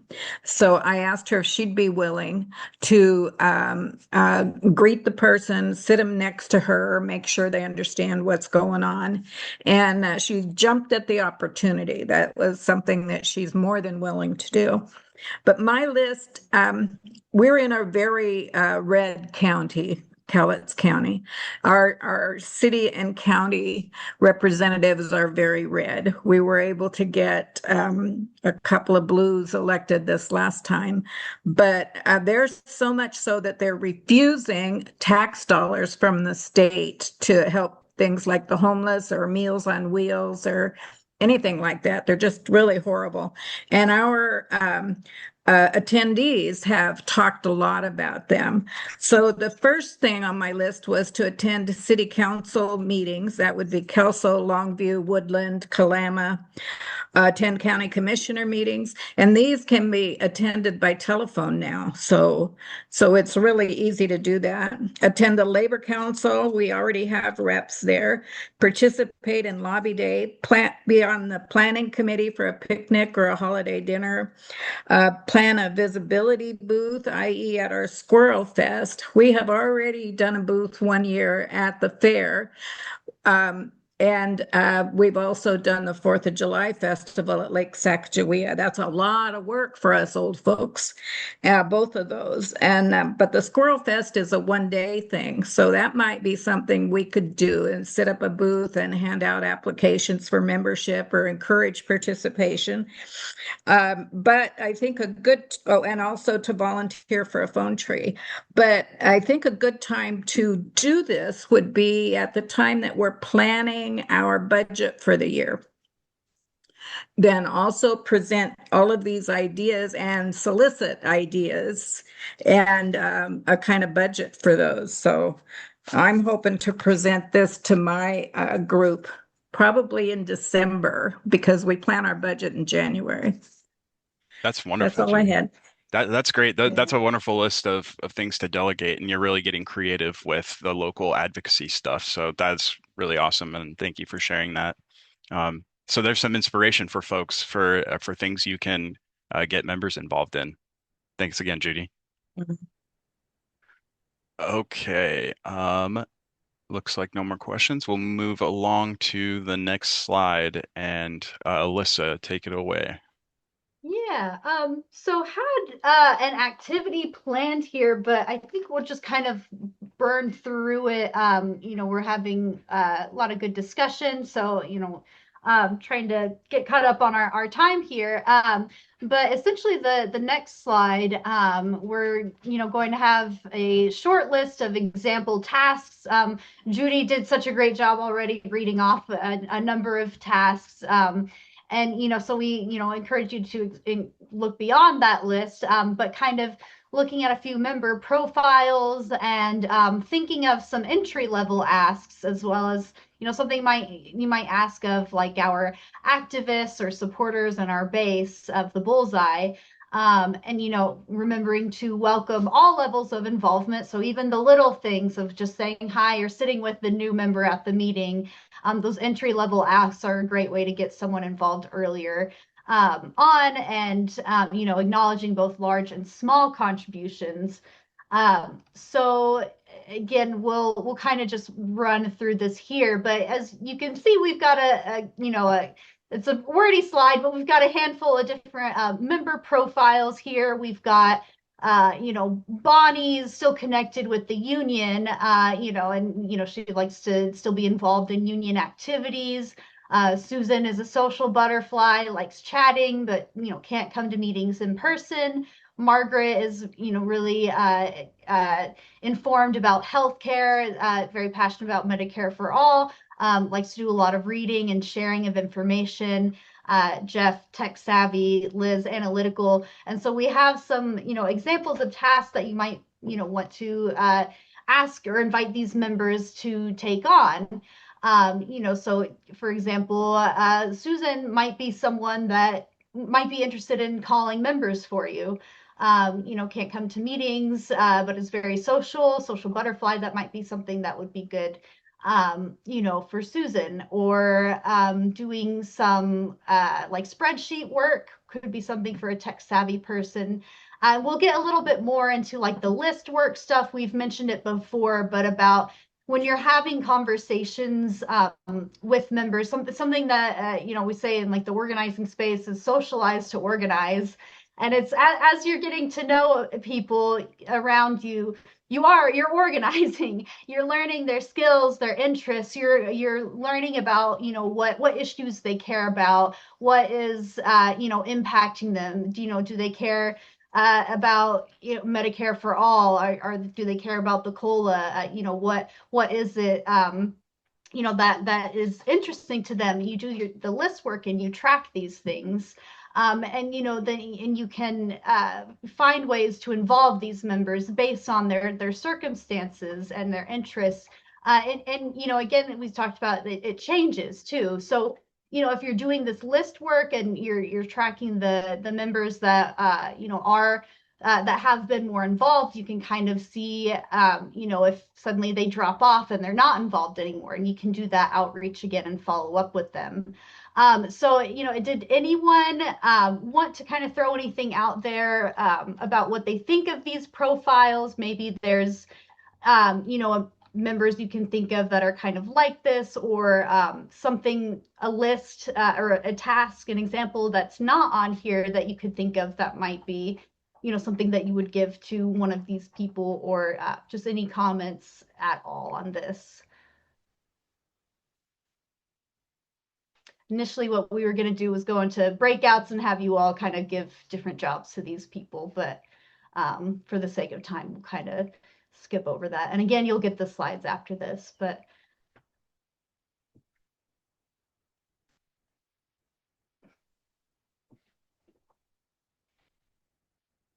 okay. Go ahead, Judy. Many of these things we rely on Maurice to do because she's our tech person. So she does our robocalls, she does our newsletter, she does, she's on so many committees and statewide vice president right now. So she has a lot of information that she reports at the meetings. But I keep saying I want to do some home visits and let people meet me, which maybe isn't a good thing, but it would be nice to find somebody who feels good on the phone and could call a few members and talk about what we do at the meetings, and we'd sure like to have them. Or another tech person that could take on some of these duties from Maurice and give her a break. I'm scared to death that she's going to decide that statewide is more her home instead of our chapter, because then what am I going to do without her? You don't want her to drift from your core. Yeah. Right. Right. But yeah, it's nice to look at that. Unfortunately, those people that don't attend the meeting, we don't have a clue what their strengths are, what they enjoy doing. When I first started the chapter, because it had fallen into not meeting at all. When I retired in 2011, we had a get to know each other coffee and cake at a nice facility in town, and we had about 30 people come, which was great. The next year we had one at not such a good facility, and we had 10. And the next year there was nobody but the officers there. So we haven't done that since. But it might be nice just to have a meet and greet pizza day or something. So just something to get people out there and get that initial engagement going, and then the discussions you have is where you can bring them into the the broader work of the organization. Yeah, absolutely. yeah, so Absolutely. somebody like Susan on here might be great at planning that outreach, planning that, and maybe doing some phone calls. So Yeah. that'd be great. Yeah, absolutely. Thank you. Go ahead, Tim. I wasn't going to say anything unless I had something of a bright idea, but one, we're talking about different tasks, and this comes from experience from a recent chapter meeting we had where we had a member who collapsed, and we're waiting around for the first responders to come. And I can tell you, as a former lifesaver and someone who's been certified in CPR and stuff like that, I felt, and it's lapsed, but I felt like I had my center of my thumb in my ass. So it might be a nice task to have people who are trained in that, or even have that as a program in a chapter in CPR and first aid, basic things like that. So in those crucial first minutes before help does arrive, that you're at least doing something and on standing by to do that. My goal is we have a chapter barbecue coming up in a couple of weeks, and my goal is to try to on my own expense to get recertified. Just it's always good to have. If nothing else, then you don't feel like you're useless standing around when something like that does take place. Definitely. Yeah, that's definitely something, a resource that chapters can provide. That's a great way, you can plug members into that. And yeah, that's very important. We've got convention coming up as well, so good to have that skill. Marva, go ahead. Thank you, Tim. To some of our members, and since I'm new at this, and some of them had mentioned that it would be nice to learn about other resources for seniors besides just be focused at every meeting on just the political, like the COLAs and the healthcare, but resources like for housing, food. And his idea of CPS, I mean, get some CPS training in there. I have an acquaintance from church that's also a member that gives safe driving skills to seniors so their insurance rates go down. And I've been discussing this with one of my other officers about how we need to, I think to get some people out, sometimes it needs to be more than just COLAs and healthcare, because so many people have food issues, housing issues, and to get somebody to come in and talk about other resources for us older people. Yeah, definitely. To Mutual aid. like housing. I've got a bonus niece that is a honcho at Kitsap Housing. Just all kinds of resources that would be helpful to our seniors besides learning about their COLAs and legislative and health care. Because that's what matters to these people is if I can't afford food anymore, where do I get it? Sure. Yeah. How do I get food stamps? Can I get rental assistance? These things too that matter. And many of the people that I've been able to talk to have mentioned that. We have one member whose name I won't mention that has no access to get to a food bank, and I've offered to take her on Thursdays. She hasn't responded yet, but she was, really struggling to keep food handy. So, I believe there's quite a few of us whose retirement just isn't cutting it for them in this area. Oh yeah, yeah, absolutely. And mutual aid projects, that's another thing that people can definitely organize and plug other members into that and plug them into the resource that they have. At the council office, we're not plugged into everything either, so we kind of all have have that kind of our resource to each other in that way. But yeah, definitely getting organized in mutual aid. If there are some people that are already kind of plugged into that you can kind of try and bring into a little bit more. But yeah, that's definitely very important. And let's see. Thank you, Marva. So David, and then we'll move on to the next slide here. Yeah, I think that it's really good to kind of reach out a little bit past the normal issues. We have had people come talk to us, the food bank, you name it. I mean, I can't even remember all of it. And we kind of plan ahead in our executive board to try and figure out different people to come to weigh out, maybe even almost a year, in terms of getting people to come talk about you name it.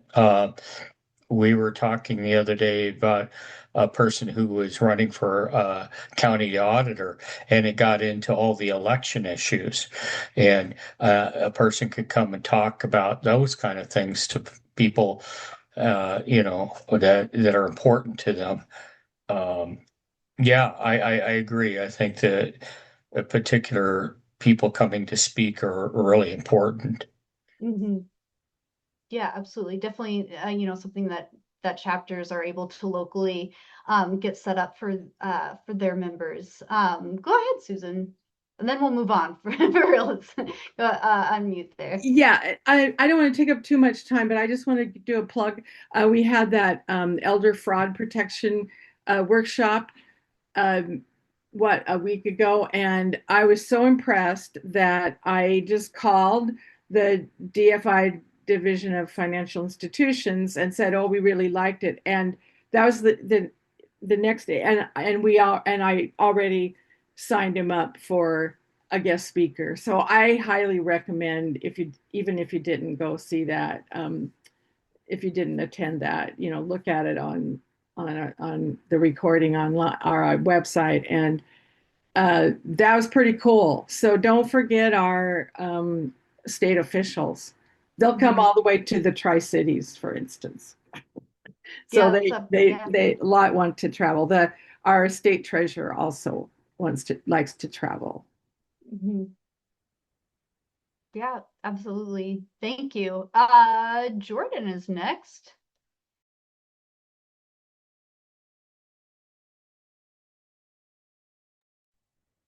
Okay. In this next section, we're going to be focusing on the communication channels and creating opportunities for discussion. So listed here, there are some probably familiar and some more widely used channels of communication that are utilized within and outside the organization. We've got newsletters. These can be sent out individually or given out during a meeting.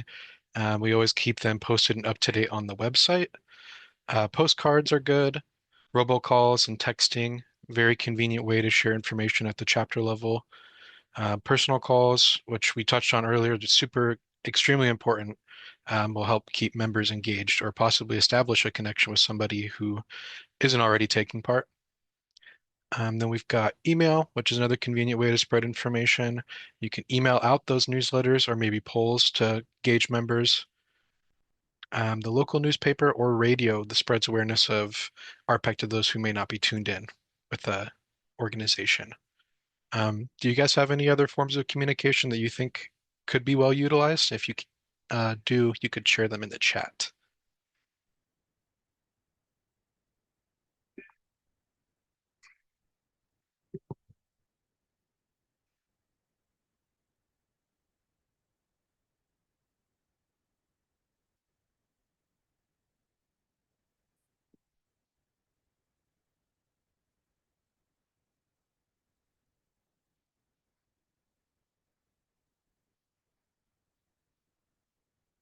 Go ahead, Cindy. So, I don't know any more channels that could be used, but I did notice that with robocalls, we get charged for robocalls so much to send out a call. And then with emails, I don't get charged at all. for sending out emails. And within our chapter, we have about 950 members. And there's like 500, I'm just guessing here, it's not exact, 526 emails, but only about 280 are good emails. So I'm missing a bunch of people's real emails. And so that's a something that can be assigned somewhere to go. Each one is going to be going trying to find out, what they're anyway doing phone calls. But I'm curious, does anybody know with the robocall and texts, do you get charged for texts going out? And that's the one thing that I'd like to try to do is send out texts. So that's the thing. But also, even with our robocalls, there's a bunch of phone numbers in there, and I'm talking about like probably 300 or so that are not going through. So it's going through one by one by one by one by one and trying to figure out those emails and phone numbers. And I don't know any other easy way to do it except for each individual one. But my question is on text, if anybody has any answers. Yeah, Cindy, I can give a little bit of context on that. So yeah, text messaging services does have a cost associated with it. Um, Something to know is that they do have monthly plans for it, or there's the pay as you go plan. And since the way that Wizard Phone operates monetarily on a credit system, like when you're paying for phone calls and stuff like that, it's all credits through Wizard Phone. So that's another option. It's one credit per 160 characters. So it's kind of specific. But yeah, if you're curious, I would recommend that you reach out to Jack at Wizard Phone and just prompt that conversation with him that, you're exploring the idea of doing text messaging. You want to be able to be clear on what the cost is and, so that you can also present that to members to take a vote on it, whatever. But yes, there is a cost associated with text messaging. But it's obviously less than the actual phone calls themselves. Thank you Yeah, very much. absolutely.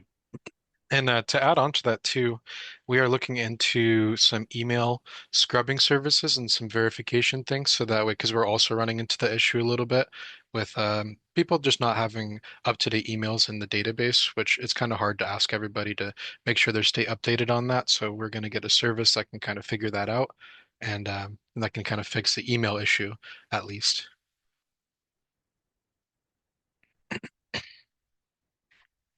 Okay, and the next section is about keeping members informed. Everybody should be plugged in. Everyone should know what's going on with the chapter, what you guys are talking about, or even just plugged in general on topics that you guys are discussing. Because information is power, and informed members are empowered members. Access to information enhances power. Members are effective when they know what's happening and how things work, and this also promotes involvement. And also, members can make informed votes this way by being plugged in. Creating a distribution network. This is a dense web of communication with information flowing in all directions to leaders, members, friends, family, and the council office, just to name a few.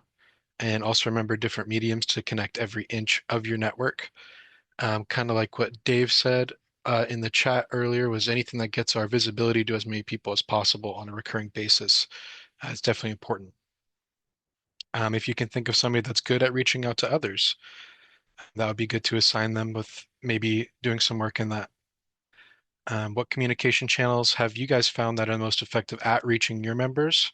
And how might you be able to test this? And are some channels better at reaching specific groups of members, like plans 2 or 3 than others? Are some questions to think about.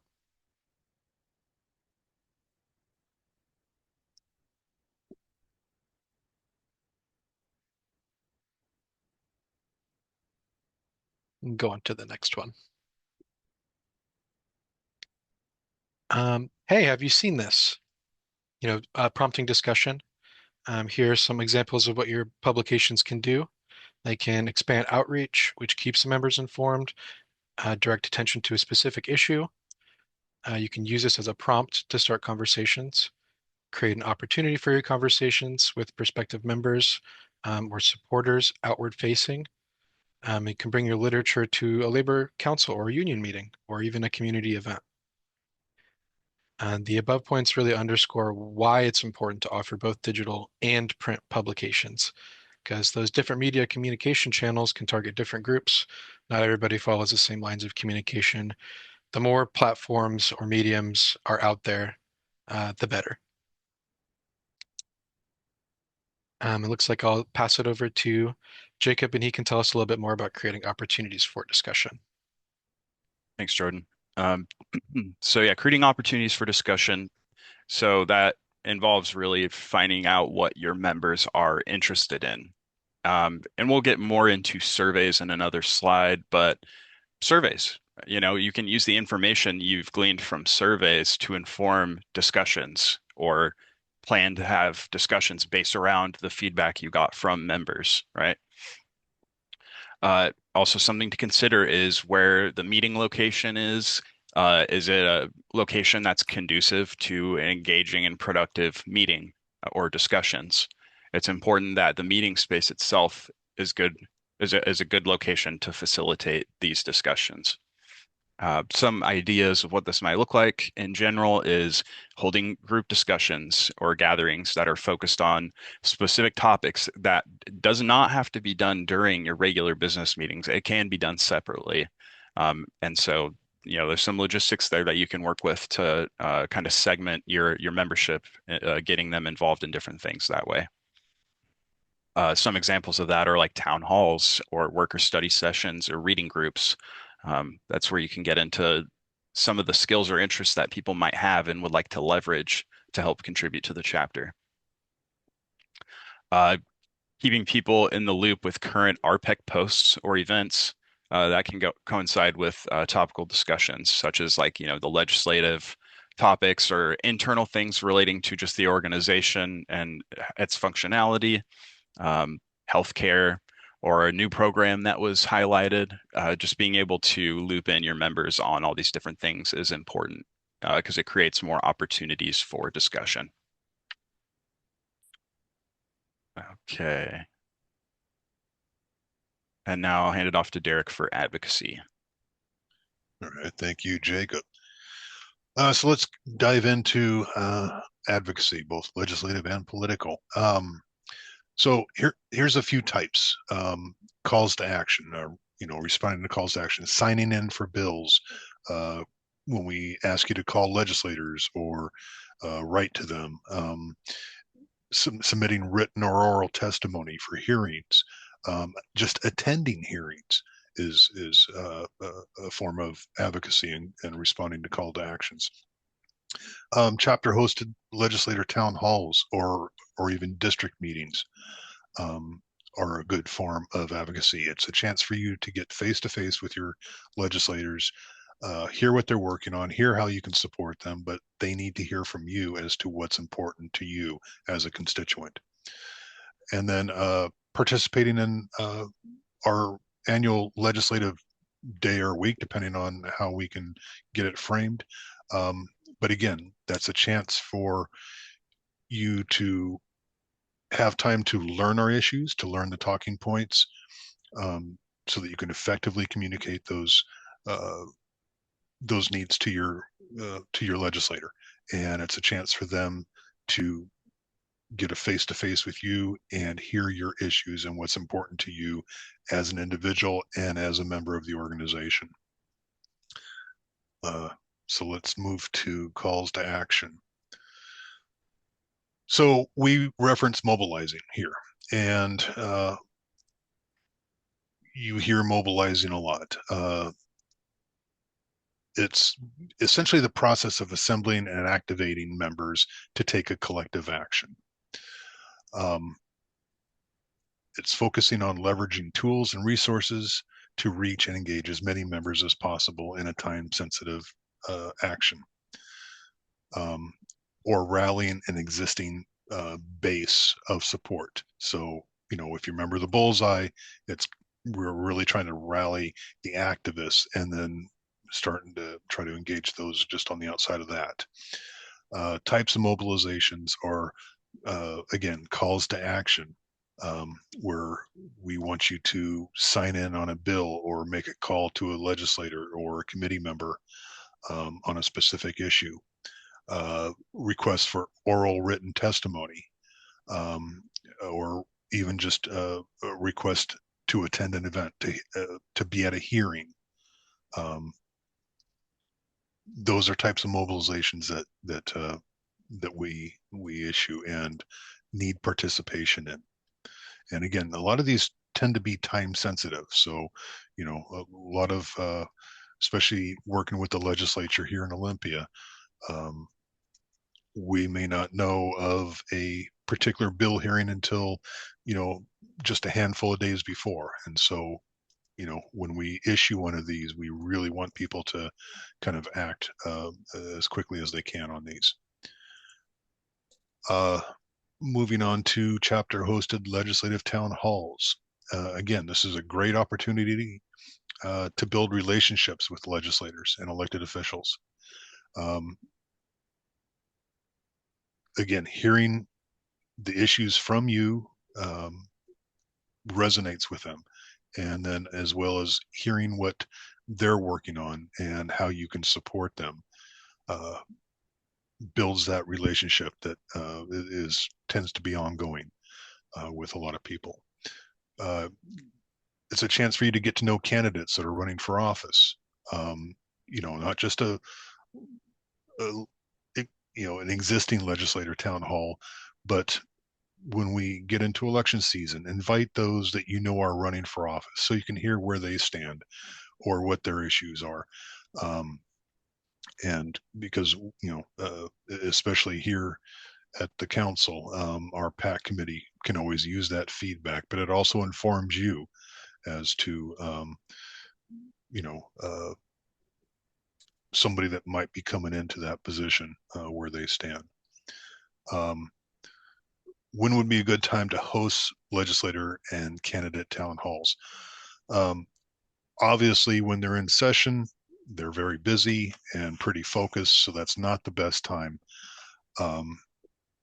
So usually following session, and a lot of times, like right as session is wrapping up, a lot of legislators, especially by party, the party as a whole will publish a series of town halls that are happening all around the state by various legislators.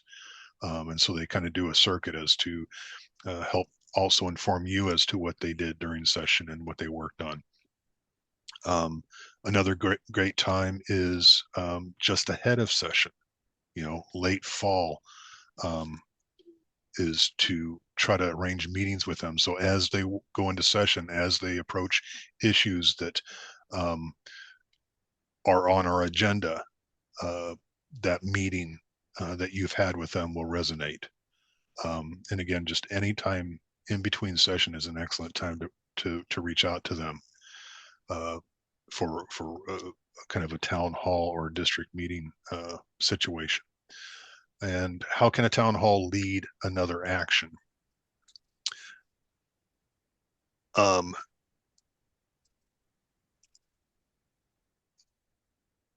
sorry. Oh, David, yeah, go ahead. We're lucky enough in the Olympia Thurston County chapter to even have some of our local legislators have become members. And that really helps a lot with a lot of things. I don't know how many other chapters have that availability, but I recommend it because, hey, if they're part of you, they're probably not running against you. Right. Very good.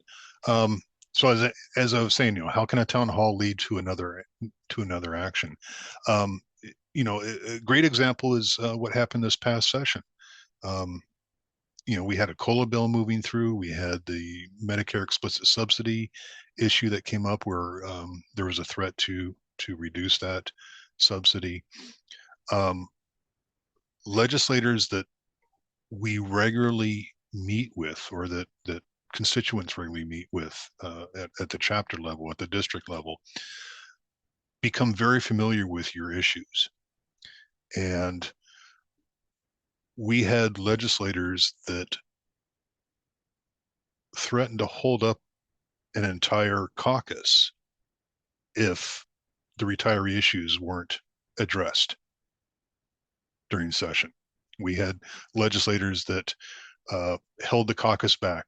We're going to hold the caucus back on the millionaire's tax if the COLA bill wasn't addressed, if the subsidy wasn't addressed. So that's how these meetings can lead to other actions. It educates them, makes them aware of your situation, and they act accordingly when they're in session. Let's jump to the next one. Participation in legislative day or week. What is its purpose? Again, this is a purpose for us as an organization and you as constituents of the legislature to present issues that are important to us as a collective. And so these are times when we take up, whether it's a COLA issue or a subsidy issue or a healthcare related issue, is that we take those high priority items to the legislature as an organization, as individuals, part of this organization, to make our voice heard on where we stand on that. And why is it meaningful? Again, this presents a collective voice. It shows them that there is a unified voice behind the message that they're receiving. When they have a meeting, whether it's online or in their office, and all of a sudden they have 5, 8, 10, 12 people walk into that office, and they're all resonating the same talking points, the same issue, it carries weight. They know that there's a purpose behind that, and obviously a need-driven issue behind that. And so it's important that when we have legislative day and week, that you encourage your members to attend or encourage them to participate in this, because again, it's that collective voice that holds weight in the legislature. Lee. I'm confused because we stopped doing legislative meet and greets. Mm-hmm. So are you saying that we're going to start that again? You mean the organization one? Yes. Yeah, it's on our bucket list to try to have in-person legislative days. The reason we stopped was that the facility that we used to do this at, that gave us room for lodging for all the participants, and gave us parking, and gave us meeting space to have our training, that went away, and there really isn't another usable space, single space in Olympia area that we can utilize. We're trying to identify this. We're trying to find maybe some other ways around that, because we can find meeting spaces, we can find lodging, we can find this and that, but it's a matter of logistics in between, trying to get people back and forth and everything else. So we're looking at ways to do this. It might be splitting a legislative day into a couple days, where one day we have districts 1 through 20, and the next day 21 through 49 or something, so we can have smaller groups where we can accommodate parking and lodging and everything else in there. Hopefully that changes in the future, but I haven't heard of anything major happening in the Olympia area that would facilitate that for our group. But we are actively trying to find a way to get everybody back in front of their legislators in person on a single day. So, Well, and I know this isn't at the statewide level, but at the national level, I'd just like to know when my congressman is having a town hall meeting, because I never hear about them. that's an excellent point too. And I kept saying legislators and state legislators, it's also important to build these relationships with our congressional representatives and senators. It's finding out when they're going to have a town hall or when they're going to be speaking somewhere. I would suggest, going to their website, get on their mailing list. Usually they'll publicize it ahead of time. And let you know, and you'll get an email, you'll get a text message or this or that. But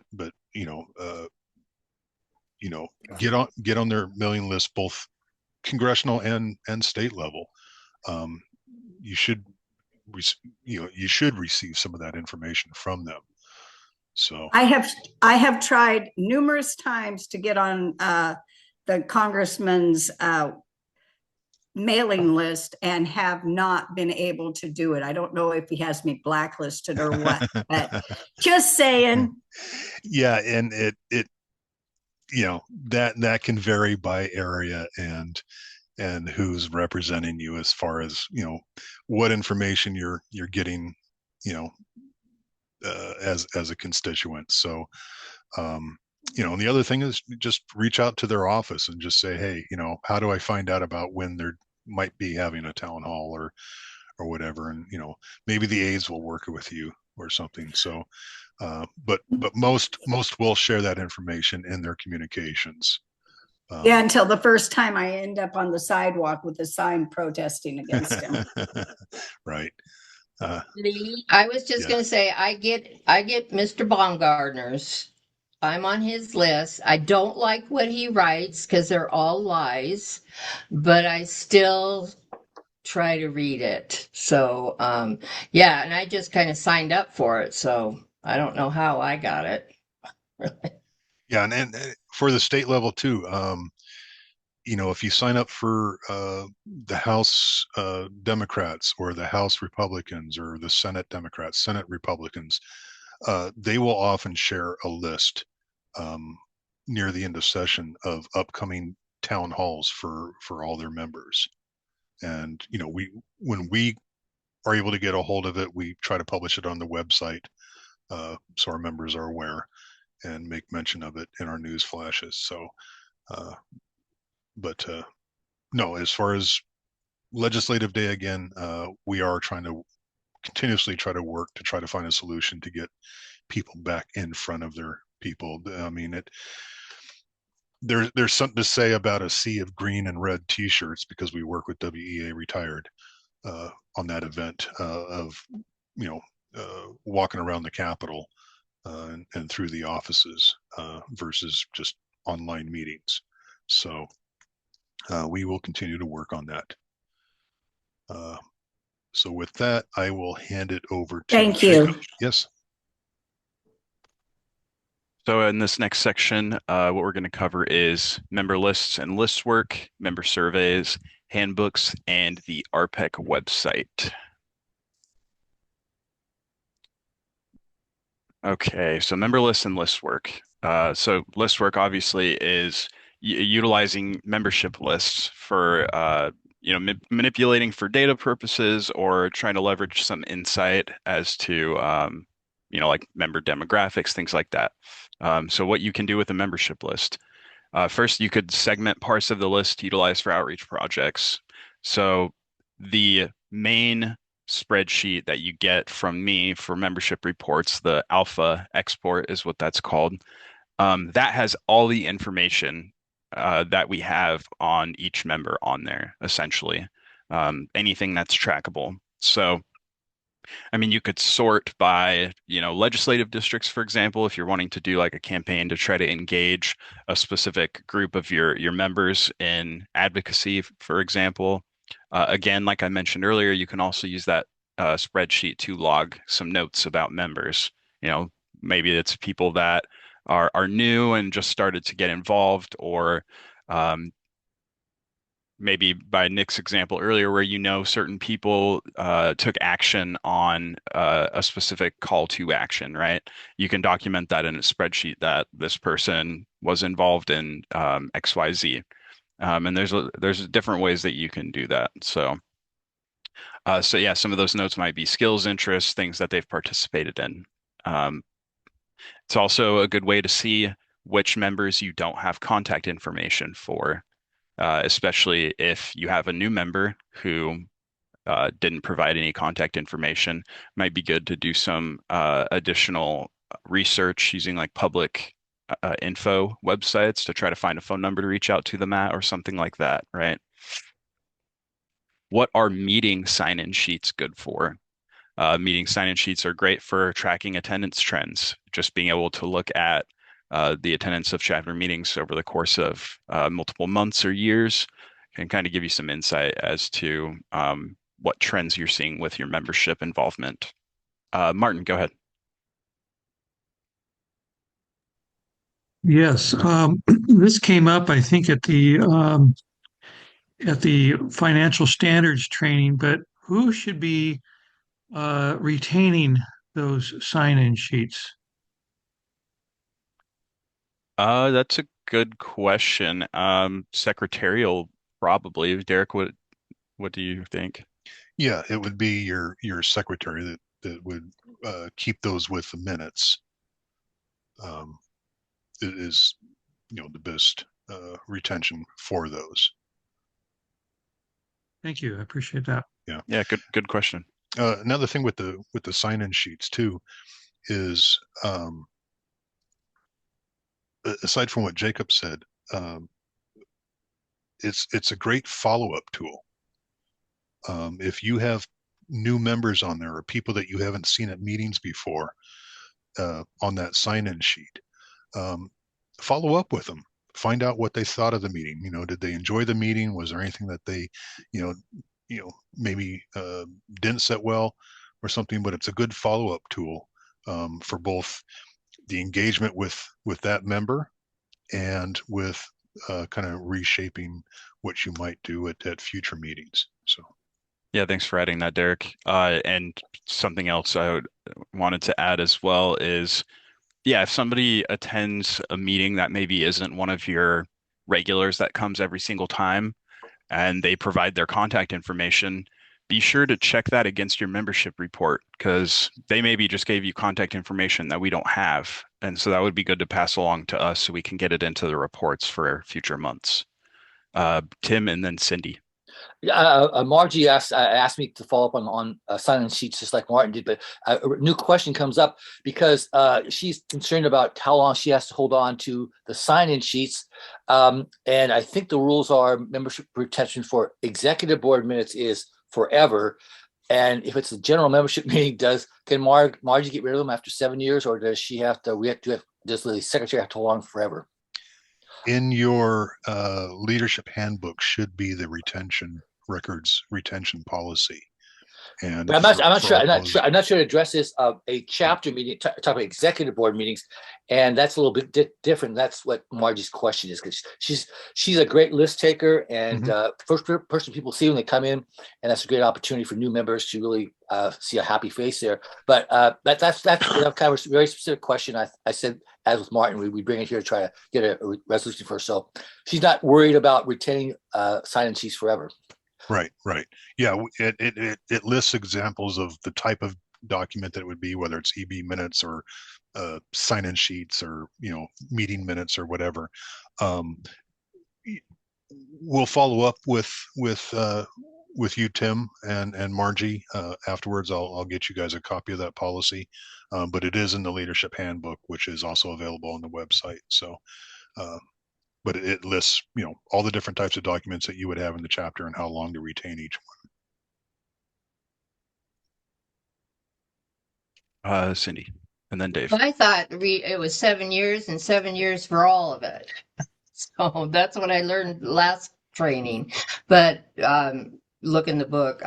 So I just wanted to bring up that also on the attendance sheets, we're hybrid now. So I've got one person who signs down the people who are coming in on Zoom on the, puts them on our sign-in sheet we flip it over or whatever, or section it off on the sign-in sheet and have somebody do that so we can get them included too. Just to, FYI. No, great idea. And having a person to take that on as an actual task is a good way to go about that too. So thanks for sharing, Cindy. Dave. Yeah, I think you guys hit the what I was going to talk about. Modify your sign-in sheets so you can identify fairly easily whether or not somebody's there for the first time. In other words, they could check a box basically saying first member or first meeting or something, and then have somebody delegated to follow up with them. Not necessarily having to be executive board member or anything, but just having somebody to do a follow-up with them and engage them in discussion. Yeah, absolutely. Yeah. No, that's a good point, Dave. If there's small ways that the sign-in sheet could be improved to better facilitate engaging members, then absolutely. Let's do it. Thanks, Dave. Yeah. Kind of continuing off of where we left off here and what Derek shared as well. Identify previous attendees that you haven't seen in a while who attended a meeting. If you see a name come up on the sign-in sheet or see the person and they haven't been in a while, it's a good opportunity to follow up with them. And if there's not time for it after the meeting, at least you have their contact information and you can reach out. And in general, sign-in sheets are great for current contact information. Obviously not as important for all your regulars, but in general, it's good to have to verify against your membership list. And then also, good for getting contact information of guests or prospective members that attended the meeting. It's a great opportunity to be able to follow up with them. So, all right, moving on. Okay, so talk about surveys a little bit more. You don't, if you want to do a chapter survey or survey your members on specific things to inform, chapter activities, chapter functionality, whatever, I highly encourage that. And I'm always happy to provide any sort of support I can as far as, reviewing it, giving suggestions or whatever, and just kind of help encourage you through the process so you feel like you can make it happen. Surveys really are everything, whether you're organizing a workplace, your chapter, a union, or community. That's how we turn member voice into vision, is making that reality. We need to know what it is that they're looking for and what they need so that we can turn that into a reality. Surveys are how we gain insight on member needs and preferences. Somebody mentioned earlier that, if people don't attend a meeting, we don't hear from them and don't hear about what they want, what they're interested in, what they are good at. Surveys are a way to bridge the gap between the chapter and the people that aren't attending like chapter meetings. Because no matter what you do, there are always going to be people who are not going to attend meetings. They're just not going to. Even with cash incentives or food or whatever else, as we know, that's not always enough to bring people in, right? And there might not be anything that will make it enough to bring them into a meeting, but you might be able to figure out what they are interested in through a survey. So some of the questions, are which activities do they want to engage in? Which issues are most important to them? Which meeting formats do they prefer? What outreach are they open to receiving? What programming are they interested in? All right, and with that, I will hand it over to Jordan to talk about handbooks.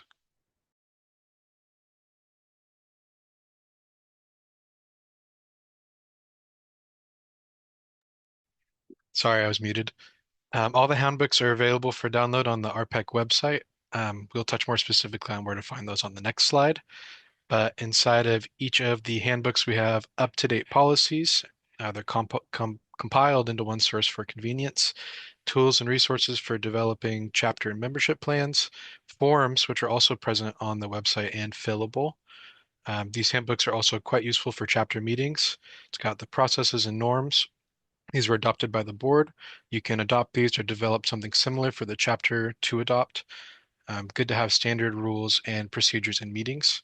The Roberts Rules chart showing how a meeting should be properly conducted. Roberts Rules can be technical and confusing, especially for newer folks, though. So sticking with the broader aspects of Roberts Rules is always good, as we talked about earlier. There's new voting cards. You can make copies of these and cut them into 4 cards along the line and then give them to the members at the meeting. And there's actually a Robert Rules cheat sheet for them on the back of the voting card. And they can also wave the card to seek recognition from the chair. Jane.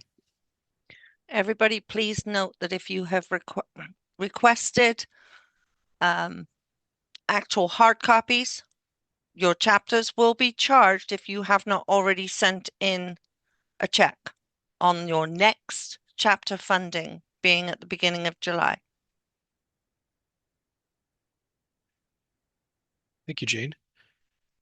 And then one last thing that I had on the notes is that the meeting sign-in sheet template's also on there, which you can link back to your list work. Dave.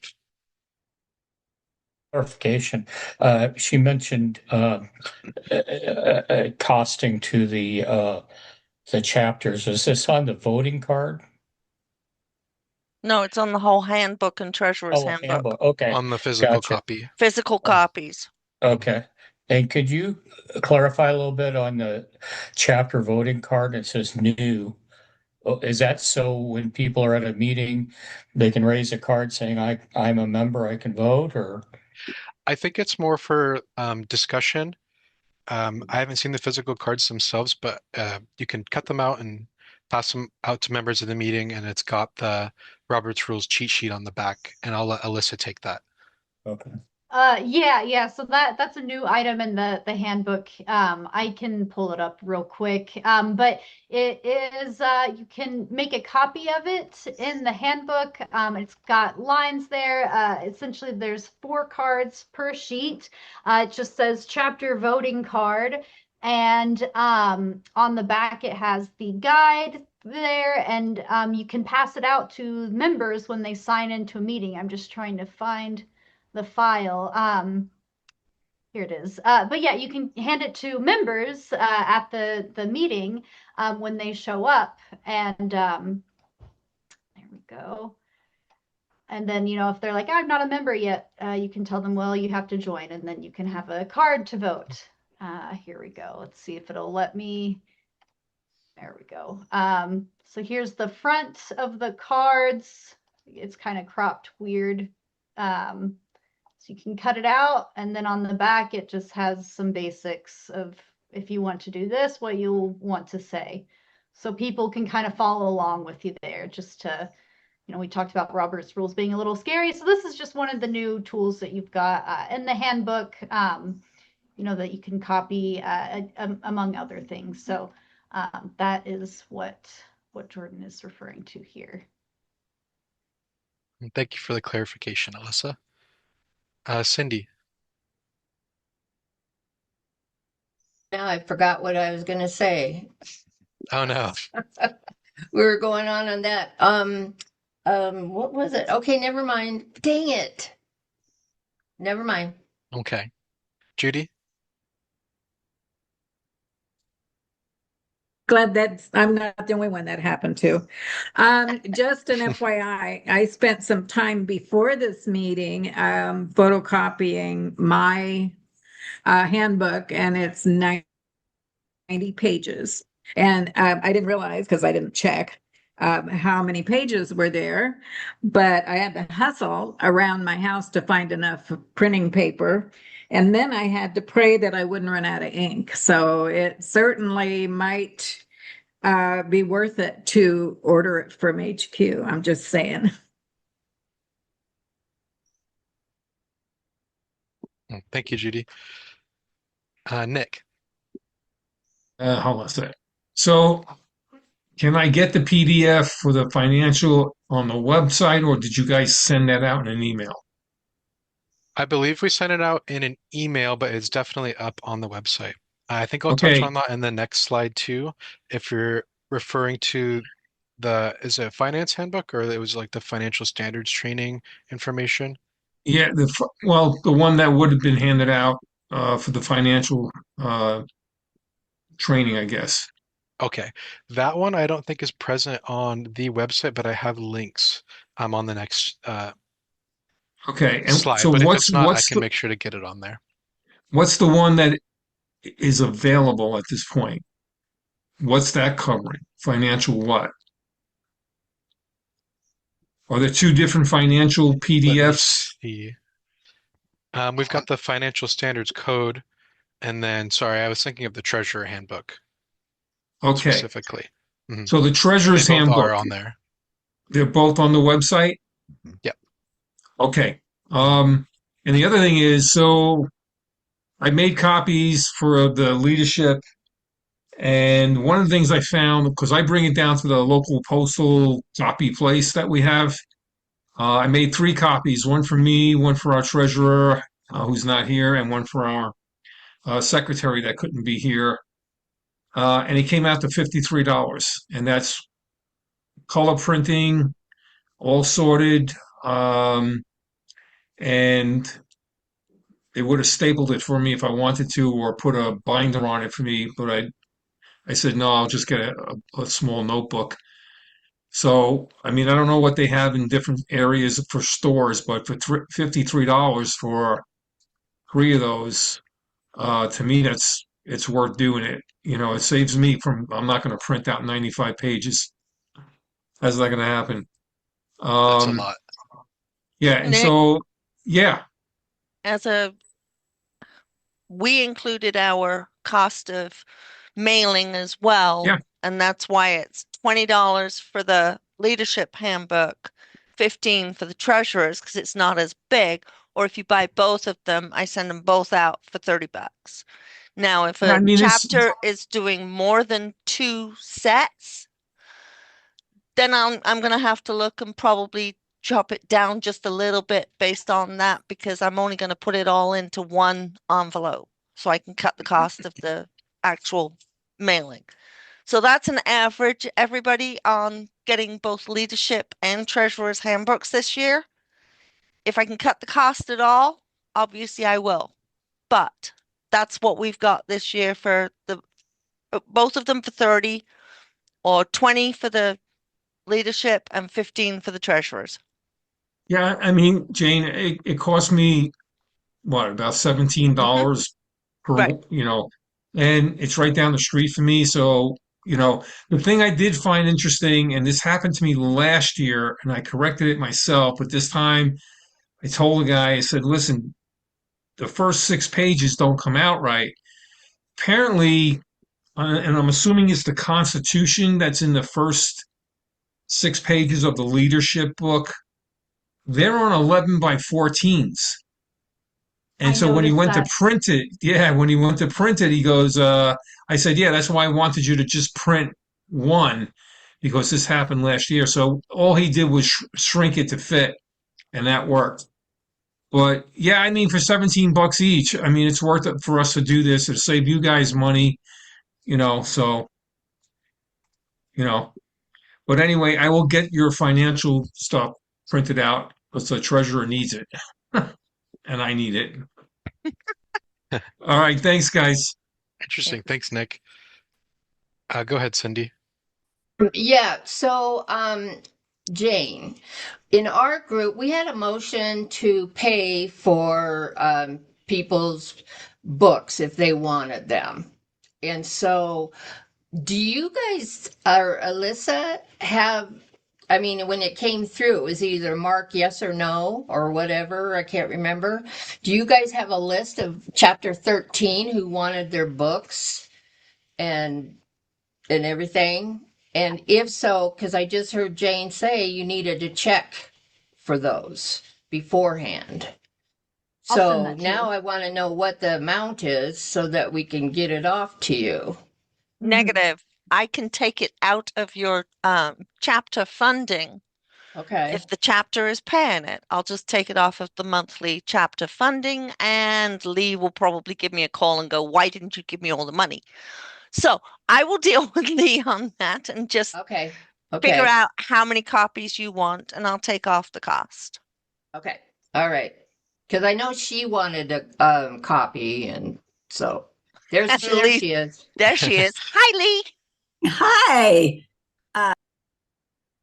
No, I will not, because I filled it out and I already know that that money is going to be deducted. Okay, then don't call me. Don't I call you enough?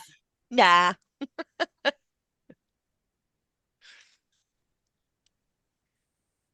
Good question. Thank you, Jane. Alyssa has the list of everybody who has currently ordered, and I will obviously be liaising with her and getting those out. I've also got a couple of personal checks from a couple of treasurers who have asked for their own copies. Go ahead, Priscilla. Okay, so I was one that ordered I think the treasurer's book. So we can, because our treasurer doesn't have a computer or means to come to a training, and it's too much for me to be trying to do it all. So so there's a monthly, and we're all new as far as leaders in chapter one, so we may sound kind of dumb here, but so there's a monthly check that comes, our monthly amount, and you will take the $30 or whatever it is out of that and send it directly to whoever ordered it. Correct. Okay. What happens is I believe Vera's your treasurer. Very, yes. Yeah. So what happens is you've got your chapter funding of all of your members that I figure out how much money you're going to get for the month, Okay. minus any charges such as any newsletters or postage, or in this case, leadership or treasury handbooks. Okay. I do all of that, and then I send the money directly to your bank for deposit. Okay. Okay. But in Vera's case, a hard copy of that chapter funding goes into the mail. Okay. Okay. Okay. Because I was going to see about getting a check from her this Thursday, but we don't need to No do need. that. No Oh, need. good. Okay. Good. Thank you. Oh, thank you. Good question. It looks like we have a question from Kathy as well in the chat. Not sure if I specifically have the answer to this, but she was asking, wouldn't that take a member vote? I believe Cindy said that they did do a vote to buy their handbooks. Yeah, it should be. If you attended the financial standards, you require remember there's 4 types of authorization: law, constitution, contract, and member vote. And this really doesn't fall under the first 3. So if your chapter is going to invest in hard copies of these, it should go before the chapter membership. So Thank you, Derek.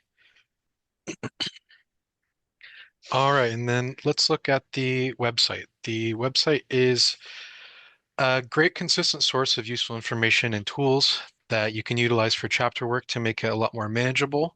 And you can also use it to keep up to date with current happenings related to retiree and RPEC topics, including reference material for the chapters. There's official event pages, which serve as a hub for everything you need to know for said event.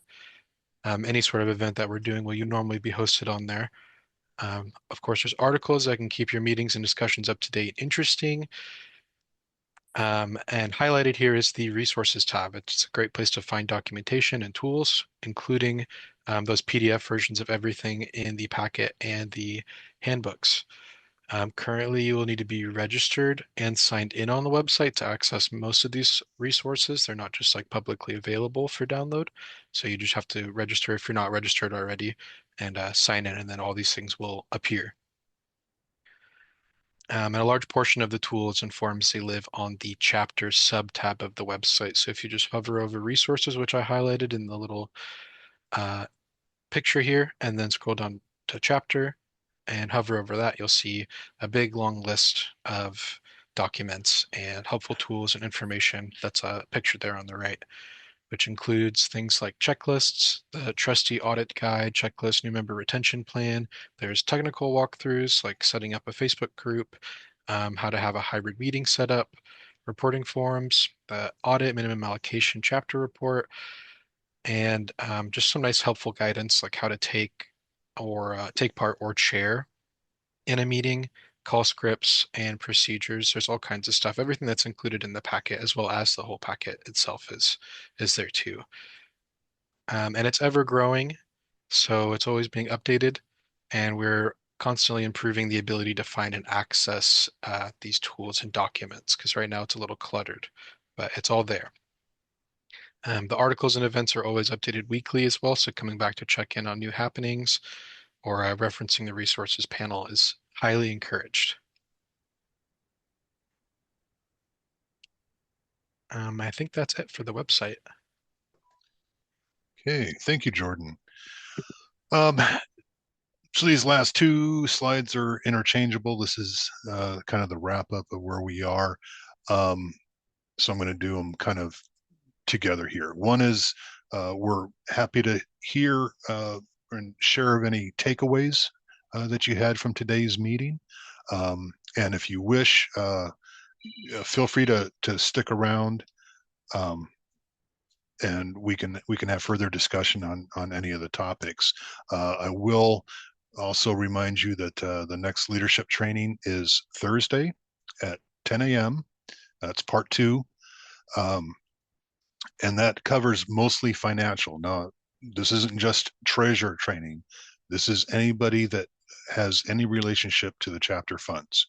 So it's your president, it's your treasurer, it's your executive board members, your trustees, or anybody that's interested in that process.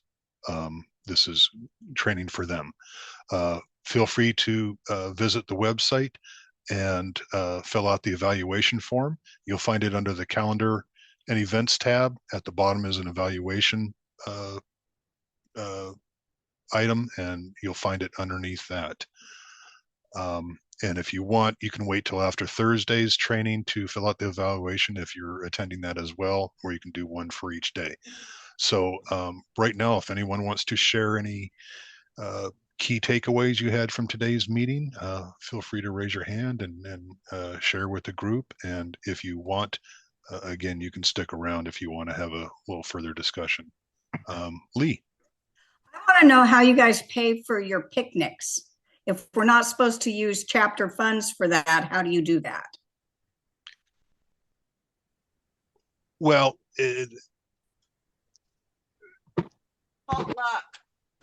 yeah. One option is a kind of a potluck situation.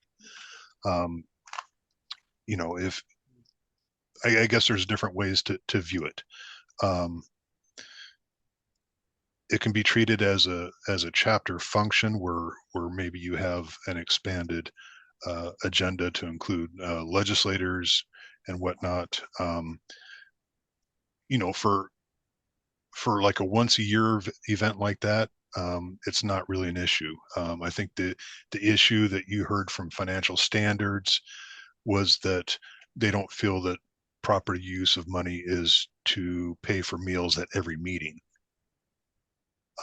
But for a one time a year social event or something, that's something that you can look at. And of course, something like that again should be approved by the chapter membership.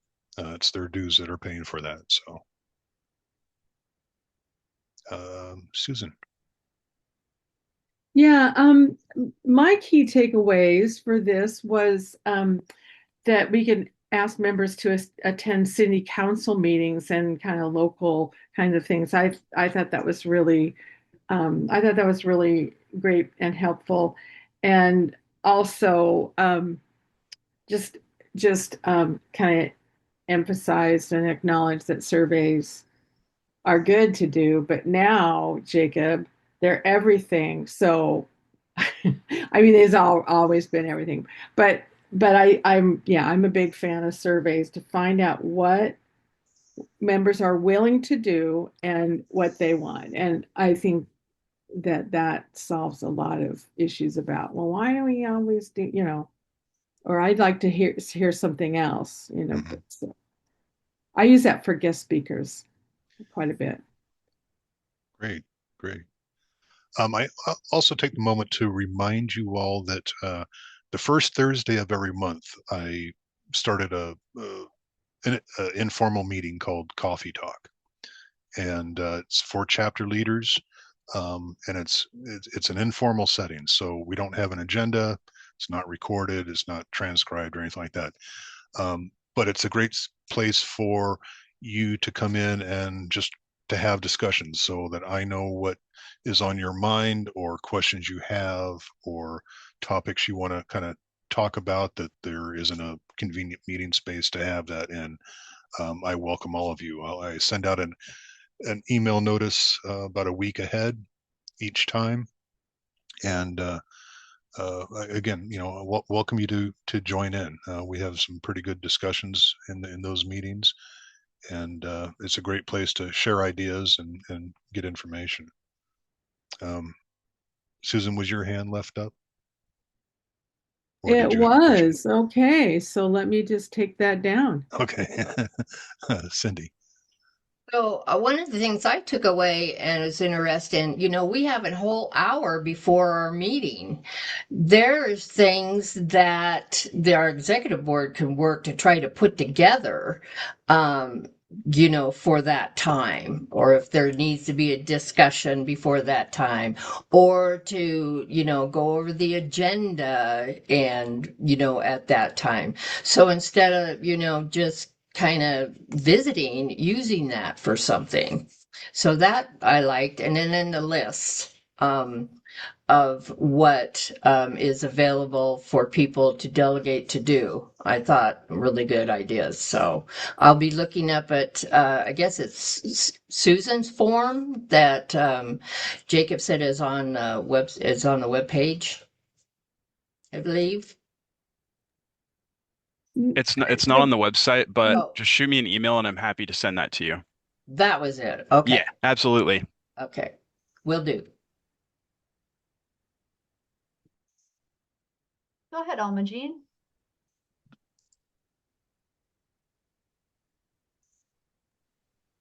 Thank you. My question has to do with the evaluation form. I found in previous places that I've worked, the evaluation form is completed and it's reported as such to those individuals that were in attendance. But sometimes it requires more in-depth response, knowledge maybe of a team. Do we do that with our evaluation forms? In other words, how do you use the information or the feedback that you receive from the evaluation form? Yeah, so for each year, so basically when we plan the next leadership training, we're gonna look at what everyone had to say about this training and kind of build on that, improve, see what worked well, what didn't. And so, that's one of the ways that we always keep the training relevant. Same with any of our evaluation forms for any of our events that we do. We're always using that feedback. That's why it's anonymous.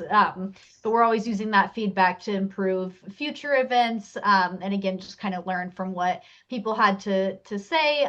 So yeah, sharing your honest feedback is very, very helpful to us. Always read every single one of the responses.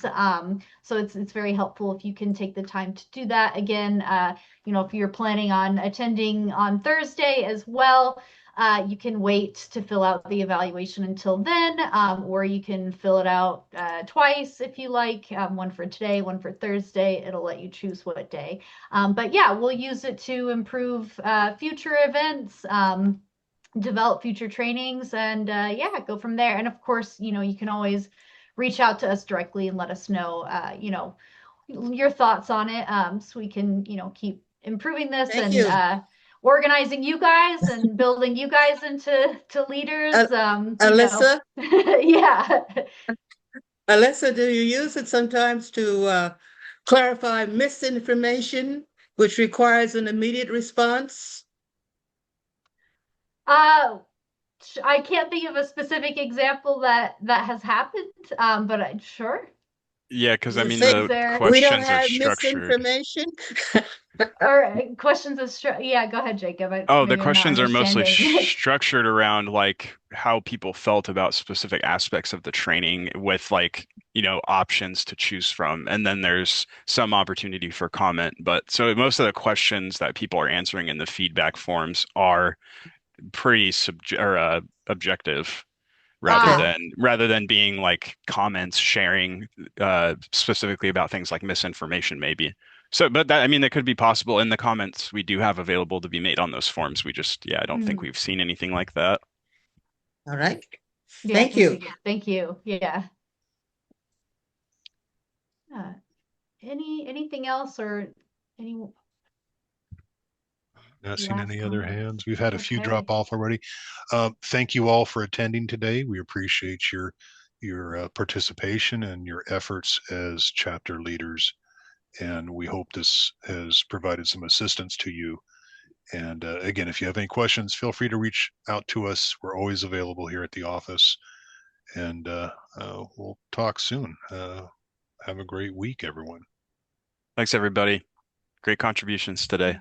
Thank you so much. This was Thank great. you. Thanks for your participation. It's been great. Bye, everyone. Thanks, everyone. Thursday. Thanks.